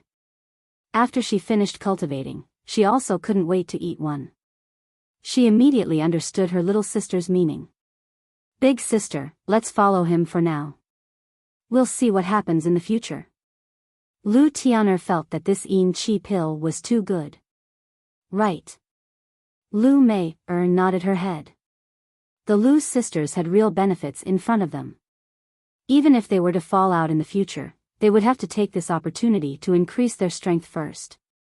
The two sisters used the qi gathering pill and it was much better than the one given by the sect. Their cultivation increased very quickly as well. Yunjiogu didn't know that her enchi pill had successfully bribed the Lu sisters. After she entered the room, she immediately refined a large bucket of enchi water and threw the little white bone monkey inside. The little white bone monkey happily soaked in the water. Its soul flame was squinting as if it could ascend to the heavens at any time. Good child, work hard in the future. You won't be lacking in benefits. Yunjiogu rubbed its big head and then went to the side to cultivate. She had touched the threshold of the third Qi disciple stage, but she was unable to advance. The cultivation of the myriad beast spell had also reached a bottleneck. No matter how she cultivated, she couldn't condense the feathers on her back. Instead, she felt sore all over. In your current situation, you need to start tempering your bones. Zi Shang could see Yunjiogu's problem at a glance. After Yunjiogu cultivated the Yin Qi technique, although the 9-stage bone-shattering poison in her dantian had been alleviated, the poison that seeped into her bones still needed to be boiled out. I'm going to boil the bones so soon. Do I have enough medicinal ingredients? Although Yunjiogu had asked the Gong family to help her collect a lot of bone-tempering medicinal ingredients, she was afraid that it wouldn't be enough for her to reach the peak of Qi disciple. We'll talk about it if it's not enough. Pick up the medicinal ingredients first. I'll help you get a wooden bucket. Zi Shang left the room after he finished speaking. After Yunjiogu had picked up the bone-tempering medicinal ingredients, Zi Shang returned and carried out a thick, long, and round piece of black wood from his storage bag. The glossy black wood was covered with golden round spots. It was as gorgeous as a leopard's pattern. Damn, why did you bring the treasure of the Ink Flower Mountain here? Yunjiogu immediately recognized that it was Elder Mo Hua's treasure, the black bone leopard pattern wood. It was said that she had planted 38 trees behind her cave abode and planned to use them to refine a treasure in the future. Therefore, she usually kept a close eye on it. This kind of wood is the best to make a wooden bucket. Zi Shang had high standards. He didn't even look at normal wood. You keep saying that you want to keep a low profile. Is this how you keep a low profile? If this elder Mo Hua found out that her precious wood was stolen, she would turn the Yin corpse sect upside down. Even if she was only an outer sect disciple, her life wouldn't be easy.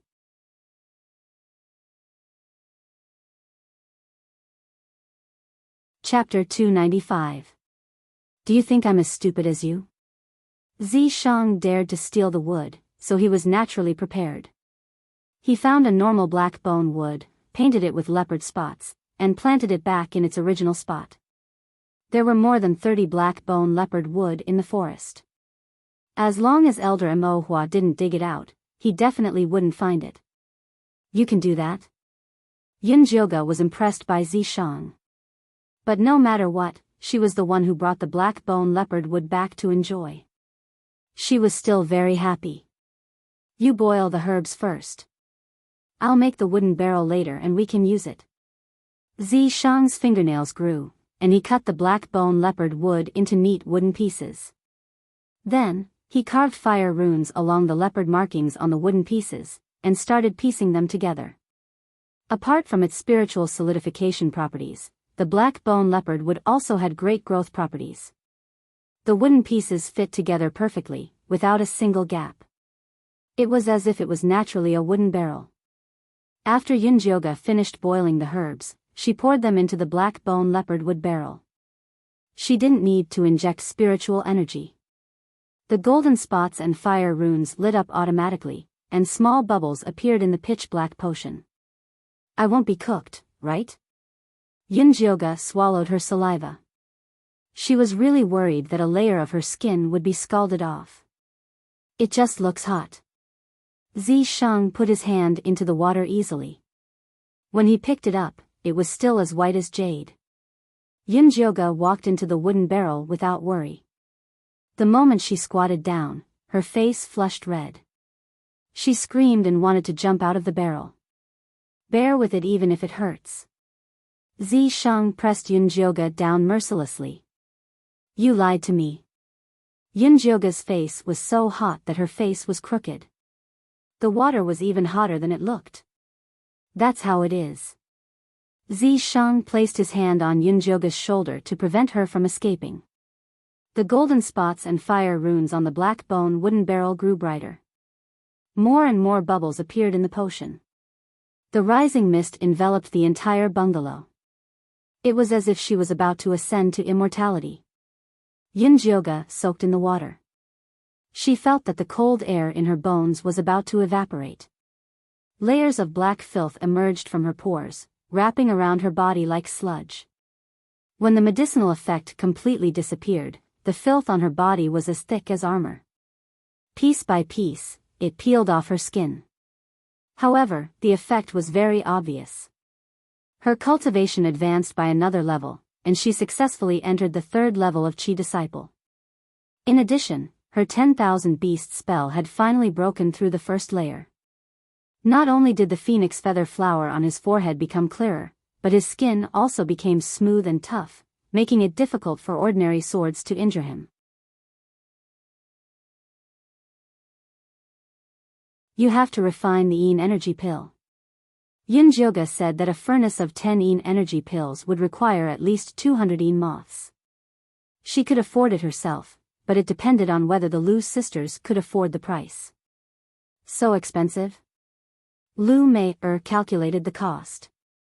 If they followed Yunjioga to the Yin energy cemetery for a day, they could at most kill 100 Yin ghosts. That was 100 contribution points. After deducting the daily needs, there were 80 points left. Normally, 80 contribution points could be exchanged with Yunjioga for 8 Yin energy pills. Working for one day would allow them to go into seclusion for 8 days. They had plenty of time to cultivate. Now that they exchanged it for the Yin energy pill, 10 contribution points for 1 Yin moth.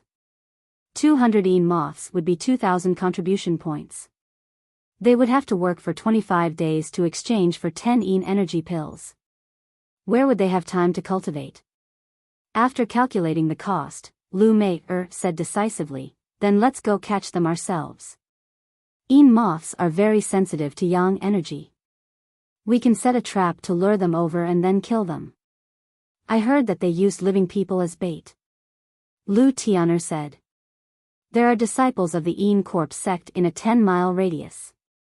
It would be difficult to catch them as bait.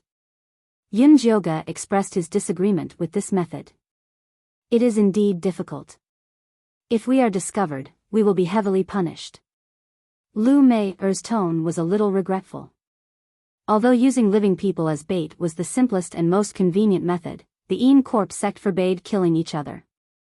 I see that the yang energy gathered by your red paper man is not bad. Why don't we try it? Yunjioga had studied the Lu sisters' red paper man before. The yang energy gathered by their blood essence was not bad. The yang energy gathered by our red paper man is not enough to lure 2 Yin moths. How can it be used as a bait? Lu Mei quickly shook her head. What a joke. Those red paper men were all refined from her blood essence. Every one of them was very precious. It would be a waste to use them to lure Yin moths.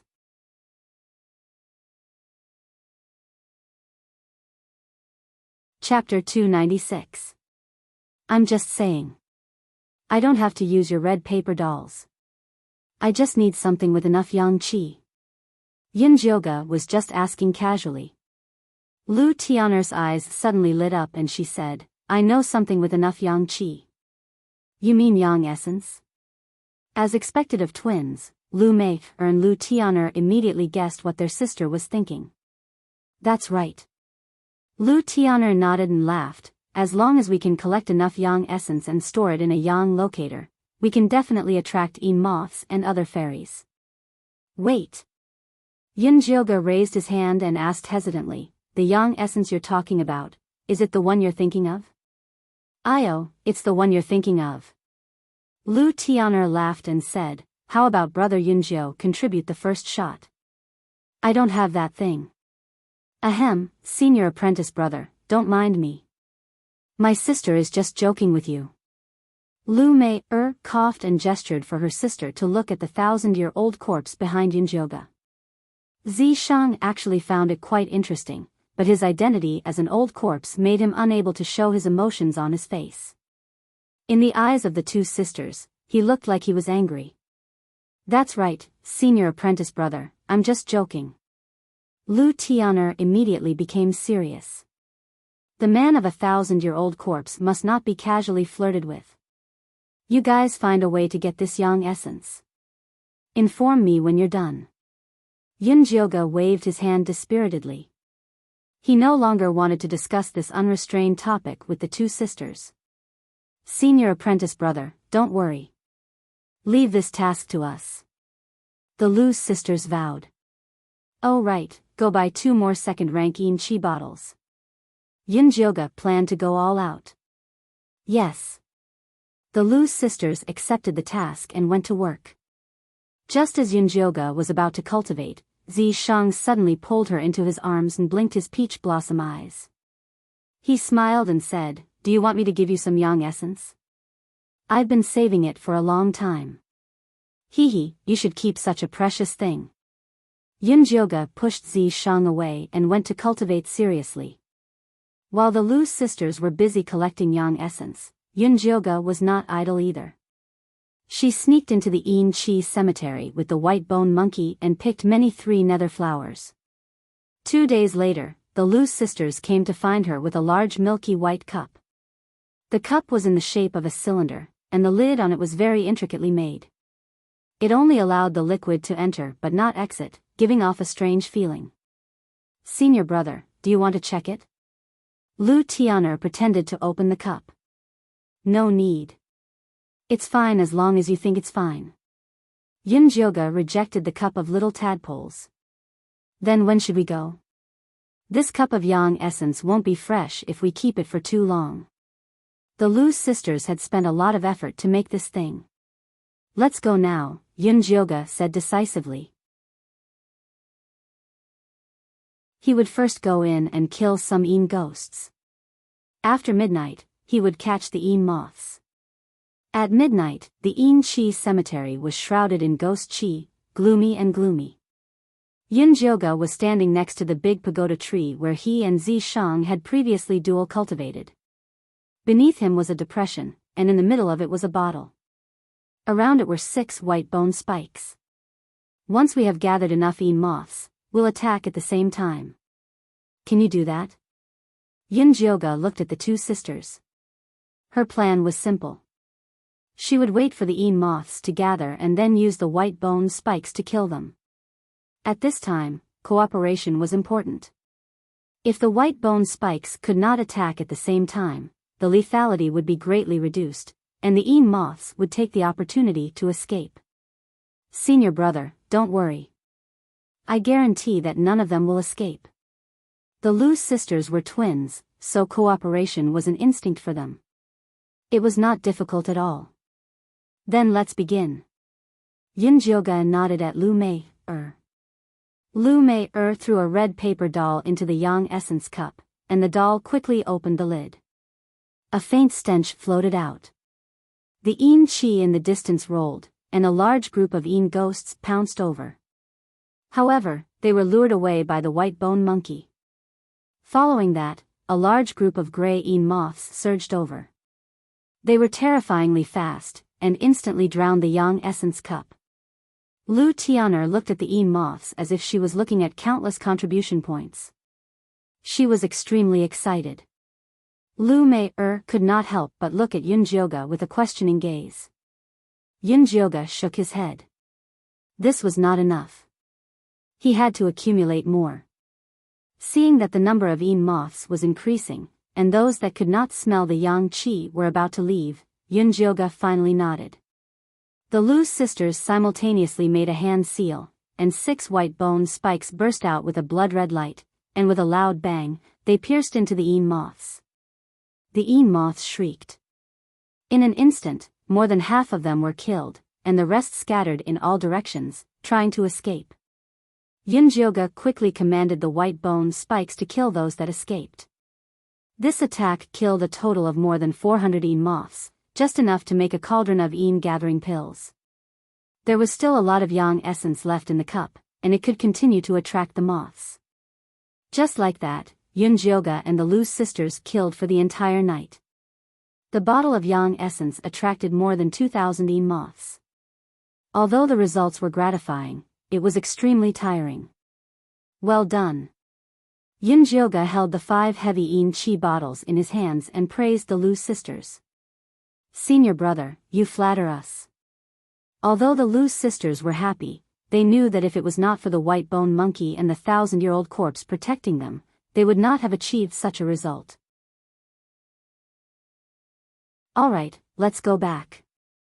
The yang essence had been used up, and the sun was about to rise. There was no point in staying any longer. The Lu sisters and Yunjioga returned to the bungalow together, and after saying good morning to each other, they parted ways.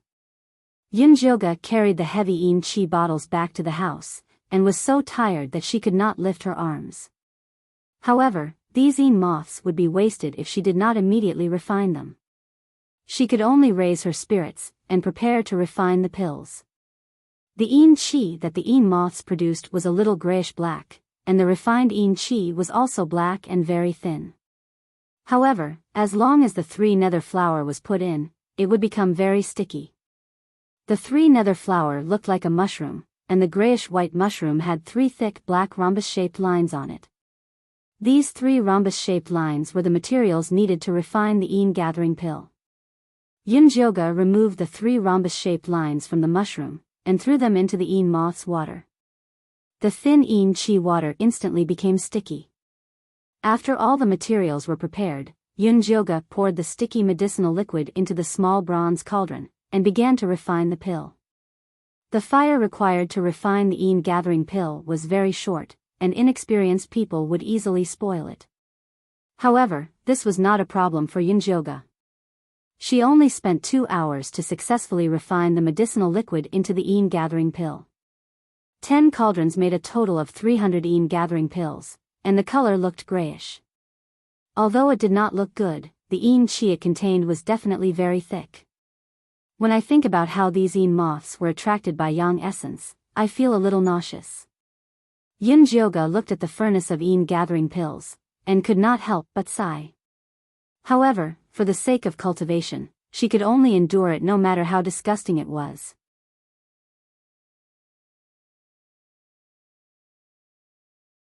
Chapter 297. This furnace is for the Lu sisters, you use these to refine. Unexpectedly, Zishang flipped his palm and took out a Yin Qi bottle. Yunjioga took a look and saw that it was an incomparably pure black Yin Qi water. When did you make this? Yunjioga looked at Zishang in surprise. The purity of this Yin Qi water was so high, it meant that the Yin moths caught by Zishang were of a very high level. This guy used the excuse of training her and rarely helped her with these things. She didn't expect him to be so kind today. When you were refining the pills, I went out for a walk. How could Zishang tolerate his woman eating those disgusting things? I knew you treat me the best. Yunjioga generously kissed Zishang and excitedly went to refine the Yin gathering pill. The pills refined by this high-level Yin Qi water were indeed different. Each pill was pure black and the effect was needless to say. One pill was comparable to the 2 pills from the furnace just now. It could be said to be of high quality. Yunjioga kept these high-quality Yin Qi pills well. The next morning, he sent the young essence in gathering pill to the Lu sisters. Each bottle has 15 pills. Together with the Yin Chi pills, it will be enough for you to cultivate for a month. Yin Jyoga planned to give the two sisters 30 pills every month and keep 100 for himself. Although the Yin moths were killed by everyone, she was the one who picked the 3 nether flowers and the pills were refined by her. She definitely wanted to be rewarded.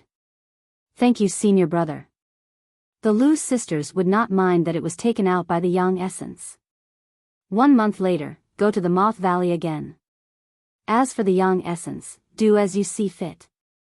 But be careful of the impact. Yin Jyoga told the Lu sisters in advance to remind them not to only pluck the feathers from one sheep. It was safer to take turns. There were still 4 outer sect disciple peaks. Senior brother, don't worry. We know what to do. Lu Tian'er said with a smile. There were more men than women in the Yin Corp sect. With just a small illusion technique, they could easily obtain the young essence of those perverts. Alright, do as you see fit. Yin Jyoga was still very confident in the Lu sisters. When the Lu sisters took the Yin gathering pill back and ate it, they almost flew into the sky. They were even more determined to follow Yin Jyoga. Other than cultivating every day, the two sisters would wander around looking for candidates to collect the yang essence next time. Yin Jyoga, on the other hand, continued to train hard. From time to time, he would temper his bones. His progress was also very smooth. It seemed like he was about to break through to the 4th level of Qi refinement. On this day, she had just finished cultivating when little Fatty suddenly came over. Senior brother, I have news regarding Su Junqing. 50 contribution points. Do you want to buy it? Yes. Yin Jyoga transferred 50 contribution points to little Fatty without hesitation. Su Junqing has been pestering Elder Ink Flower recently. He has accepted another mission, little Fatty said mysteriously. What mission? Yin Jyoga asked. I heard that he is going to bring a group of outer disciples out to work. However, I have yet to figure out the specifics of the task. Little Fatty felt it was a pity. If he could figure it out, he could sell it for more money. This Yunjio was very generous. Tell me immediately after you figure it out. Yin Jyoga had a premonition that this might be a good opportunity to deal with Su Junqing. Alright. Oh right, I have another piece of news for you for free. Elder Cho Sun is about to return. Back then, Su Junqing came in with Si Yuyue. Now that Si Yuyue is seriously injured and unconscious, he has not gone to see her even once. He is probably afraid that Elder Cho Sun will find him, so he took the mission and hid away. Little Fatty was very good at doing business. He would often buy one get one free or give away gifts. Therefore, he had a good relationship with his customers. Got it. Yin Jyoga had been in Yin Corp's sect for a long time. She already knew that Si Yuyue was a disciple of Cho Shan. Although she was not Elder Cho Sen's direct disciple, it was said that her relationship with Elder Cho Sen was a bit ambiguous. No wonder Su Junqing ran away. However, this had nothing to do with her. She only cared about Su Junqing. That's right, haven't you been close to those two sisters recently? Why don't you ask them to help you gather some information? Su Junqing can't forget about them. Little Fatty was all smiles, but his tone was probing. He was quite impressed with Yin Jyoga. He really took care of those two sisters. Although the information he sold to him was a great help, those two sisters were not easy to deal with. Many people who wanted to threaten them had already disappeared in the mass grave. I know what to do. You don't need to worry. Yin Jyoga looked at little Fatty coldly. She never explained her relationship with the Lu sisters. She wanted little Fatty and the people outside to guess. The more ridiculous the better. Ahem. If there is nothing else, I will go. Little Fatty touched his nose and left. Yin Jyoga sent little Fatty away. Just as she was about to find the Lu sisters to ask about Su Junqing, Lu Mei came looking for her. What is it? Yunjioga asked. Yes. Lu Mei nodded. Let's talk inside. Yunjioga opened the door and let Lu Mei in. She was too lazy to let Lu Mei drink water. She directly asked, what is it? Last night, senior brother Su came looking for us. He wants us to be his lovers. He will be our support in the future. Lu Mei said. If it was before they met Yunjioga, they would be more than happy to have such a strong, powerful, and gentle senior brother like Su Junqing to protect them. But now that they were following Yunjioga and improving with their strength, the two sisters no longer wanted to live the life of selling their bodies for resources. You can deal with him and see what benefits he can give you. Yunjioga tried to rope in the Lu sisters because she wanted to use them to get close to Su Junqing. Senior brother Su said that in 3 months, the sect's small mystic realm will open. All outer sect disciples who have cultivated to stage 4 can enter the mystic realm to train. All outer sect disciples will participate. When the time comes, he will be the leader of our second peak. Lu Mei had already asked around. Although she did not want to be Su Junqing's lover, it would be a waste not to use the information that came to her. Yunjioga's heart could not help but pound when she heard the news. This was definitely a good opportunity to kill Su Junqing. She suppressed her excitement and asked the Lu sisters, what did he tell you about the mystic realm? He only said that there is a type of human-faced peach growing in that little secret dungeon. Eating it is extremely beneficial for raising one's cultivation. The most important mission for us outer sect disciples is to pluck this human-faced peach. However, the process of plucking the human-faced peach is very dangerous, and many people might die. Lu Mei could not help but furrow her brows as she spoke up to this point. Every year, the Corp sect would recruit a large number of disciples. There were tens of thousands of outer sect disciples, but less than 1,000 of them could successfully enter the inner sect. Most of them went into the mystic realms to train.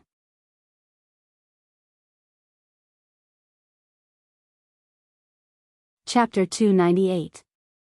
It seems there is something strange about this pocket dimension.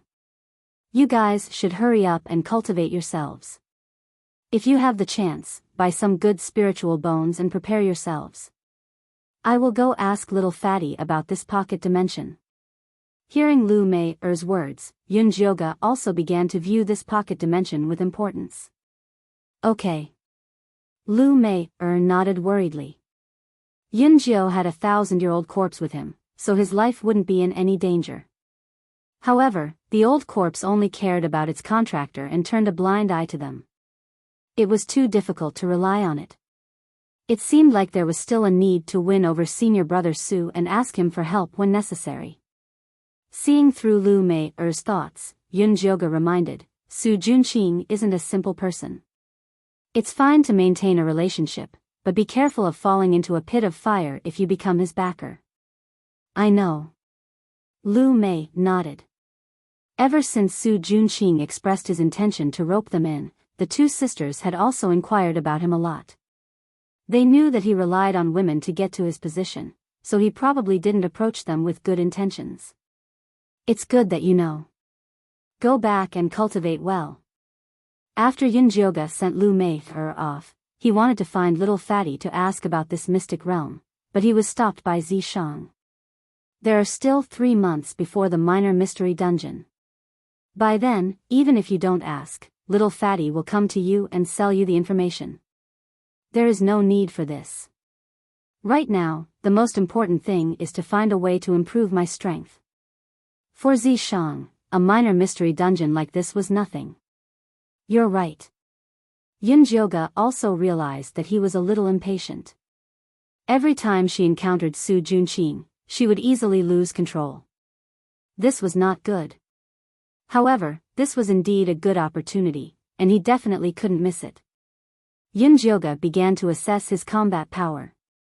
Currently, his outer sex art was at the 3rd stage of chi refinement, and he could control 4 white bone spurs. Although the first stage of the 10,000 beasts art could harden one's skin, it could only block normal swords and sabers. It was not very useful in actual combat. In terms of Dharma artifacts, there were the bone spikes and the corpse-controlling bell given by the Een Corpse sect. There was also the evil saber he had gotten from Forefather Bloodthirsty. The lightning snake illusionary whip was currently sealed and could not be used until the very last moment. As for the other things, the white bone flame could only be used to refine pills, and the white bone monkey could only eat Een Chi. The treasure-seeking scorpion could only search for treasures, the skinny squirrel was sleeping, and the pink mother goo had not hatched yet. No matter how Yunjioga thought about it, he realized that he did not have a single powerful Dharma artifact. What do you think if I forge my own set of bone spikes? Yunjioga asked Zishang. Before the Een Corpse sect outer sect disciples had their own Een Corpses, they all used bone spurs as magic weapons.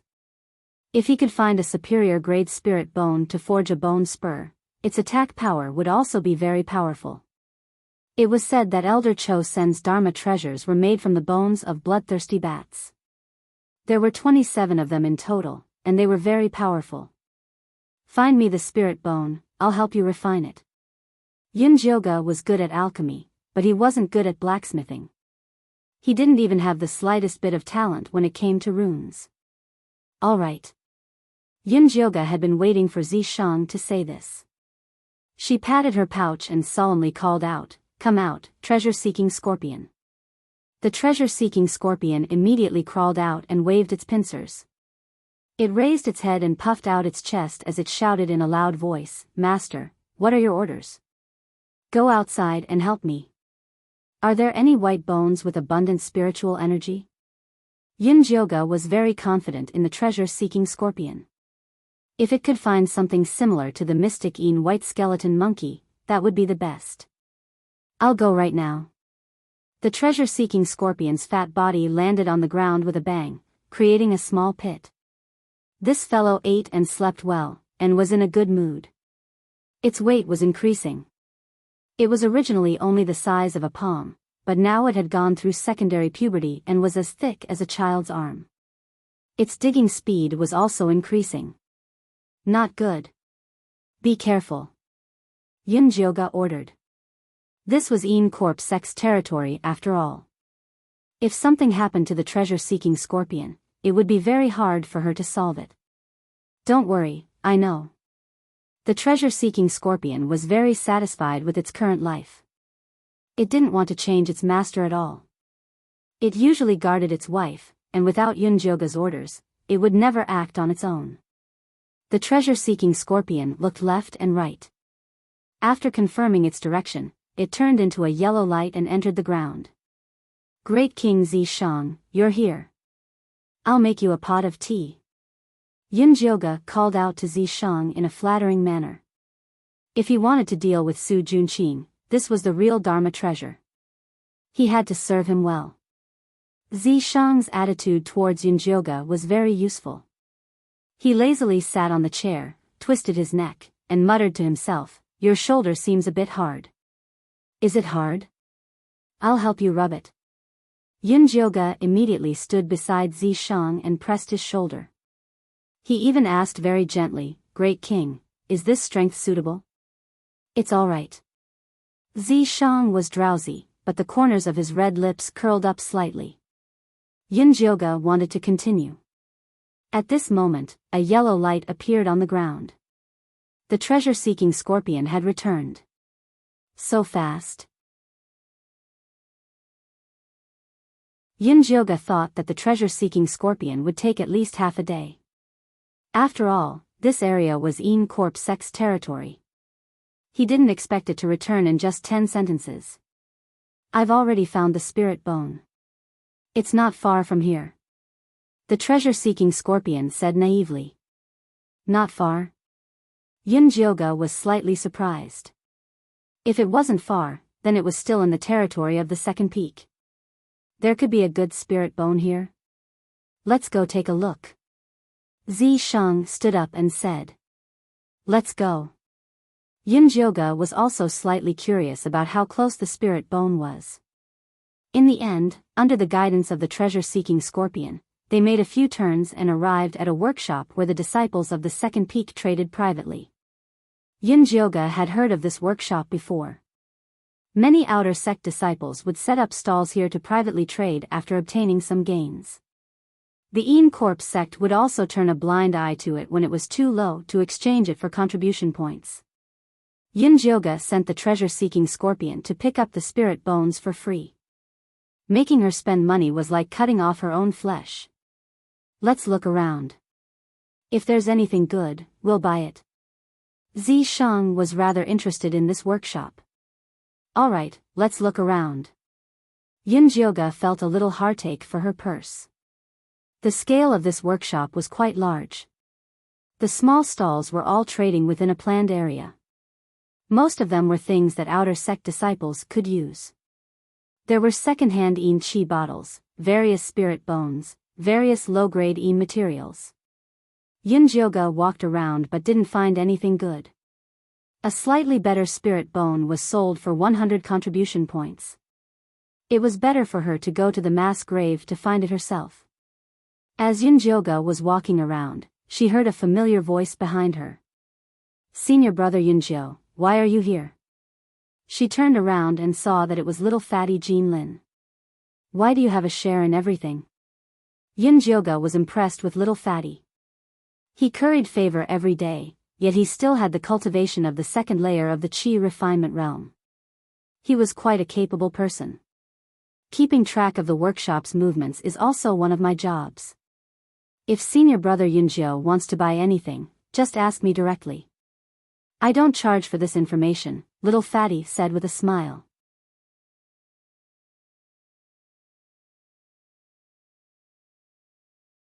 Chapter 299.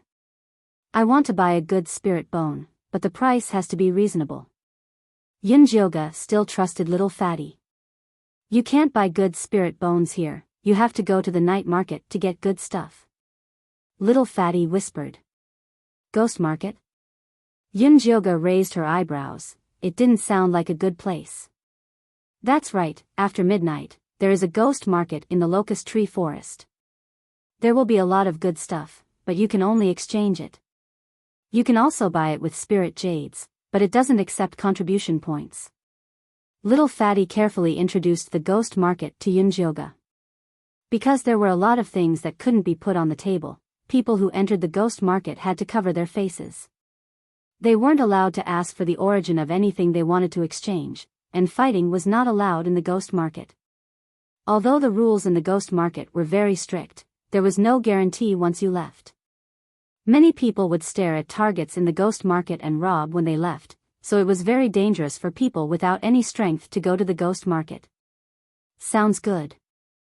Zishang transmitted his voice to Yunjioga, deciding to go for a stroll tonight. Actually, there is still some risk in going to the ghost market. Senior Yunjio, if you have anything you want, just find me. I guarantee a good price. Little fatty started to pull in business. Okay, if you have spirit bones that are suitable for the Lu sisters, help me look for them. Yunjioga acted like a rich man who wanted to buy something to please a beauty. No problem. Little fatty patted his chest and guaranteed. Yunjioga left the workshop and returned to the house to prepare for the night market. What do you plan on using to exchange for things? Zishang asked. I'll use some energy pills to try. If it doesn't work, I'll use spirit jades to buy it. Yunjioga really didn't have anything good on hand. She couldn't bear to use the ingredients in the storage bag to exchange. It would be very hard to buy them in the future. It's better to keep the spirit jades. Zishang said. These contribution points could only be used in Corp sect, outside it was still better to use spirit jades. What do you think if I use the pill to exchange? Yunjioga's only skill was alchemy. Sure. Zishang was very confident in Yunjioga's alchemy skills. Yunjioga naturally wouldn't use her own high-quality pill to exchange. She took out the inferior pill and put them in a bottle, finally preparing 10 bottles. At midnight, the moon was bright and the stars were sparse. The air was quiet. Yunjioga put on a black cloak and a black cat mask, then set off for the locust tree forest with Zishang. From the outside, nothing seemed out of the ordinary in the locust tree forest, but after entering, he found that there were people everywhere in the shadows of the trees. If he wanted to sell something, all he had to do was find a secluded place and place the item on a red cloth. Then, he would wait for someone who was interested to ask about it. Yunjioga looked around and found that there were all kinds of things being sold. Medicinal pills, cultivation techniques, demonic weapons, medicinal ingredients, and there were also people selling placentas. It was said that many female disciples liked the placentas and often bought them as tonics. There were also quite a number of people selling spirit bones. Most of them were gathered at the corner of a row of trees on the left. Yunjioga walked over and found a stall that had good spirit bones on display. A few of the bones were glowing with a faint azure light, indicating that they were wind elemental bones. The stall owner was also wearing a black cloak and a gray wolf mask. He was quite tall. "What kind of bone is this?" Yunjioga didn't need to change his voice to use a woman's voice. "Rank 3 Gale Wolf's leg bone." The gray wolf stall owner's voice was very hoarse. It was clearly not his own voice. Gale wolves could only be found in the bewildering beast forest in the north. That was the territory of the Joyful Union sect. He didn't know how this gray wolf stall owner got his hands on it. Indeed, he couldn't ask about the origins of the items in the black market. How much? Yunjioga didn't have the time to go to the bewildering beast forest and could only buy it with money. 100 spirit jade for one. The gray wolf stall owner said. So expensive? Yunjioga was interested and wanted to bargain. Buy it or not? The gray wolf stall owner was quite cool. Yunjioga wasn't angry. He squatted down and began to choose carefully. Although 100 spirit jade for one was quite expensive, the Gale wolf's bone was indeed good stuff. If it was refined properly, its power would increase by several times. At this moment, the treasure-seeking scorpion suddenly squeaked and shouted, "Master, there's a treasure." "Treasure, where is it?" Yunjioga immediately perked up. "The bench under that man's butt is a treasure." The treasure-seeking scorpion's voice was quite excited. "Bench?" Yunjioga glanced over in confusion. She discovered that there was a bare beast's bone under the gray wolf stall owner's butt. It looked gray and had no spiritual power at all. It was made to be a bench. However, since the treasure-seeking scorpion said it was a treasure, then it must be true. Yunjioga was very experienced in buying treasures. She only needed to bargain with the gray wolf stall owner and buy the Gale wolf's leg bones first. Then, she would pretend to ask for a bonus and take the bare beast bone away. Before Yunjioga could open her mouth to bargain, she heard the stall owner next door loudly say, "We don't add bonuses here." She glanced to the side and discovered that the stone that the other person wanted to use as a bonus was a red cloth. At this moment, it had already been put away by the stall owner as a treasure. TCH, asking for a bonus in the ghost city, what an idiot. The gray wolf stall owner sneered, taking pleasure in other people's misfortune. Yunjioga was immediately speechless. These Een Corp sect people were too shrewd. How could people find treasures like this? She couldn't help but glance at the bare beast bone under the gray wolf stall owner's butt. If she rashly said that she wanted to buy the bare beast bone, the gray wolf stall owner would definitely be suspicious. She had to think of a way. "Let's leave first." Zishang also spoke. Yunjioga pretended to leave, then walked to an empty corner and began to think of a way. This bare beast bone is not easy to buy.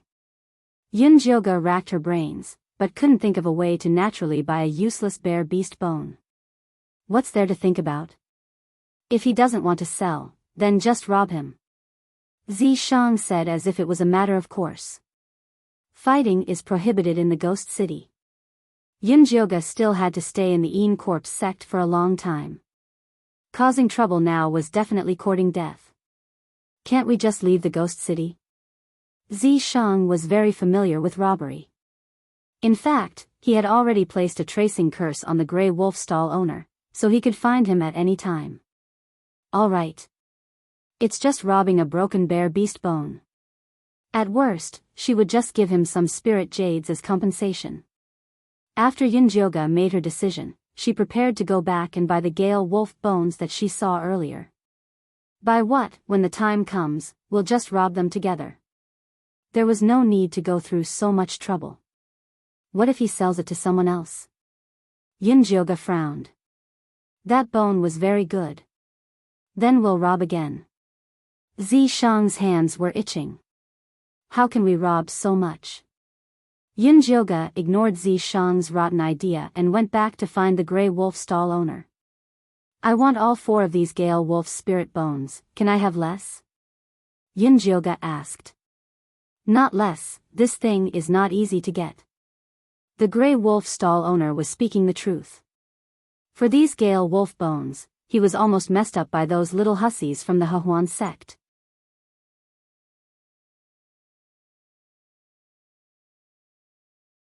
Chapter 300. I don't have any spirit jades, do you want to trade for the elixir? Yunjioga asked again. What pill? The Grey Wolf stall owner asked indifferently. He did not seem to be very interested. High-grade gathering in pill can be taken from Chi disciple level 5 to peak. Yunjioga felt that this Grey Wolf vendor's cultivation should not be low, so it would be useful. The Grey Wolf vendor immediately raised his head. Although the shadow of the cloak covered his face, Yunjioga could feel that he was very surprised. Let me have a look. Although the Grey Wolf vendor was happy, he was still very cautious. Yunjioga poured a gathering in pill over. The Grey Wolf vendor was also knowledgeable, he could tell that it was a good elixir, and could indeed be used from Chi disciple level 5 to peak. How do you want to trade? The Grey Wolf vendor held the elixir and did not let go. 100 spirit jades per bottle, 10 pills. Yunjioga felt that his price was very fair. Okay. The Grey Wolf vendor nodded, and the two quickly completed the transaction. Yunjioga took the spirit bone, put it in her chinkuan bag, and turned to leave. When she left, there were still a few gazes on her. It seemed that they had their eyes on her. Yunjioga glanced at them from the corner of her eyes, and found that it was a gang crime. 3 or 4 people stood in a position where they could closely observe her movements, and they were not afraid of her finding out. Go that way. Zishang said. Yunjioga followed Zishang into the shadow of the locust tree, and when she came out, she changed into a pure black mask, and even her body was much more muscular, and she immediately got rid of those people who wanted to rob her. That Grey Wolf vendor left, let's quickly follow. Zishang kept watching. Let's go. Yunjioga also quickly left the ghost city, and followed the Grey Wolf vendor from a distance. It could be seen that this Grey Wolf vendor was very experienced. After circling around the ghost city several times, he quietly left and walked towards the first peak. The Grey Wolf vendor was very vigilant along the way, and deliberately chose wide and open terrain to walk. Yunjioga originally wanted to sneak attack, but she could not find a chance. If the Grey Wolf vendor returned to Peak 1, the robbery plan would be ruined. Yunjioga had no choice, and could only use the white bone spur to stab the Grey Wolf vendor from the shadows. He didn't expect the Grey Wolf stall owner to react so quickly. 2 fiery red bone spurs flew over in a flash. One of them broke Yunjioga's white bone spike into 2. The other one was aimed at Yunjioga's chest. Yunjioga's figure flickered, and after dodging the attack, he held the broken bone spear in his hand. Little guy, you actually dare to rob me? You're really courting death. The Grey Wolf stall owner laughed arrogantly. He has been setting up a stall in the ghost city for many years and has seen too many thieves. What he likes the most is this kind of business where the thief eats the thief. Yunjioga did not speak. He shook the corpse control bell and continued to command the 2 broken bone spurs to attack the Grey Wolf stall owner. TSK, you really won't shed a tear until you see your coffin. The Grey Wolf stall owner shook his head, looking as if he didn't care about his opponent at all. But his hands were very cautious, and he immediately directed the 2 red bone spurs to meet the attack. These 2 bone spikes were forged from the bones of a Type 2 blazing lion. Although it wasn't fast, the flowing fire effect had a special skill. When the fiery red bone spur flew in front of Yunjioga, the red light suddenly exploded, dazzling people's eyes. Yunjioga accidentally blinded her eyes, and became a bit absent-minded. She didn't notice that a thin gray bone spur was hiding in the shadows and approaching her. The gray wolf stall owner revealed a proud smile, feeling that tonight's extra income was already safely in his storage bag. He didn't expect his waist to suddenly go numb, and he instantly fell to the ground. "You're too careless," Zi Shang said to Yunjioga while holding the gray bone spur. Yunjioga's fighting style was still too similar to a spirit practitioner, being straightforward. In the past, she had the Thunder Snake Illusion Whip, a powerful totem that could attack and defend, so she naturally wasn't afraid of these sneak attacks. But she was now a small outer sect disciple of the Een Corpse sect, so she was at a disadvantage if she used her previous fighting style. "I won't do it next time." Yunjioga also knew that she was a bit careless. These Een Corpse sect outer sect disciples didn't have much cultivation, but they had a lot of tricks up their sleeves. If she continued like before, she would suffer sooner or later. Zi Shang saw that Yunjioga knew her mistake, so he didn't say anything more. With a hook of his finger, he took the gray wolf stall owner's storage bag and gave it to Yunjioga. After Yunjioga opened it, she first took out the gray bear beast bone. Then, she glanced at the gray wolf stall owner's storage bag, and realized that this guy was a rich man. Other than more than 3,000 spirit jades and a mess of pills and herbs, there was also a complete set of black and red bone spurs. He couldn't tell what material it was made of, but there were a total of 5 of them, and they were all in the shape of a sharp knife. The 3 deep blood grooves in the middle were very sharp, and there were secret patterns engraved on them. They were all stained with blood, and were actually refined using the blood refining method. "This is a set of evil weapon, it has already been refined by him, you can't use it." Zi Shang glanced at the set of bone spurs. If the gray wolf stall owner used this set of bone spurs to deal with Yunjioga, the battle would have ended in an instant. To be able to use 5 bone spurs, he must at least be at the peak of chi condensation.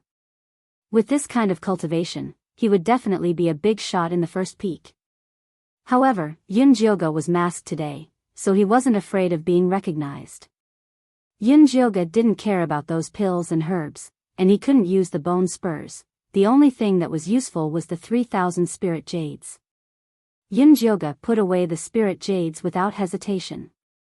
According to Zi Shang, at this time, it was better to silence him. However, Yunjioga felt that this guy had some luck, and he might be useful if he was kept alive. When Yunjioga returned the storage bag to the gray wolf stall owner, he pulled down the gray wolf stall owner's cloak, revealing a handsome face with a strong personality. Although his eyes were closed, Yunjioga could still see his deep brows, high nose bridge, slightly tanned skin, and he looked very boorish, different from the handsome people of the Central Plains. If little Fatty was here, he would definitely tell Yunjioga that this gray wolf stall owner was the strongest disciple of the first peak, Wolf Fang. It was said that he had already been appointed as the personal disciple of Elder White Bones, and was even given a foundation establishment pill. Wolf Fang also had a cave in White Bones Peak, and he rarely moved around the first peak. Today, he purposely came here to lure Yunjioga, but he didn't expect to be plotted against by Yunjioga. Huh. This guy has been poisoned. Yunjioga noticed that there was a faint pink color under the gray wolf stall owner's collarbone.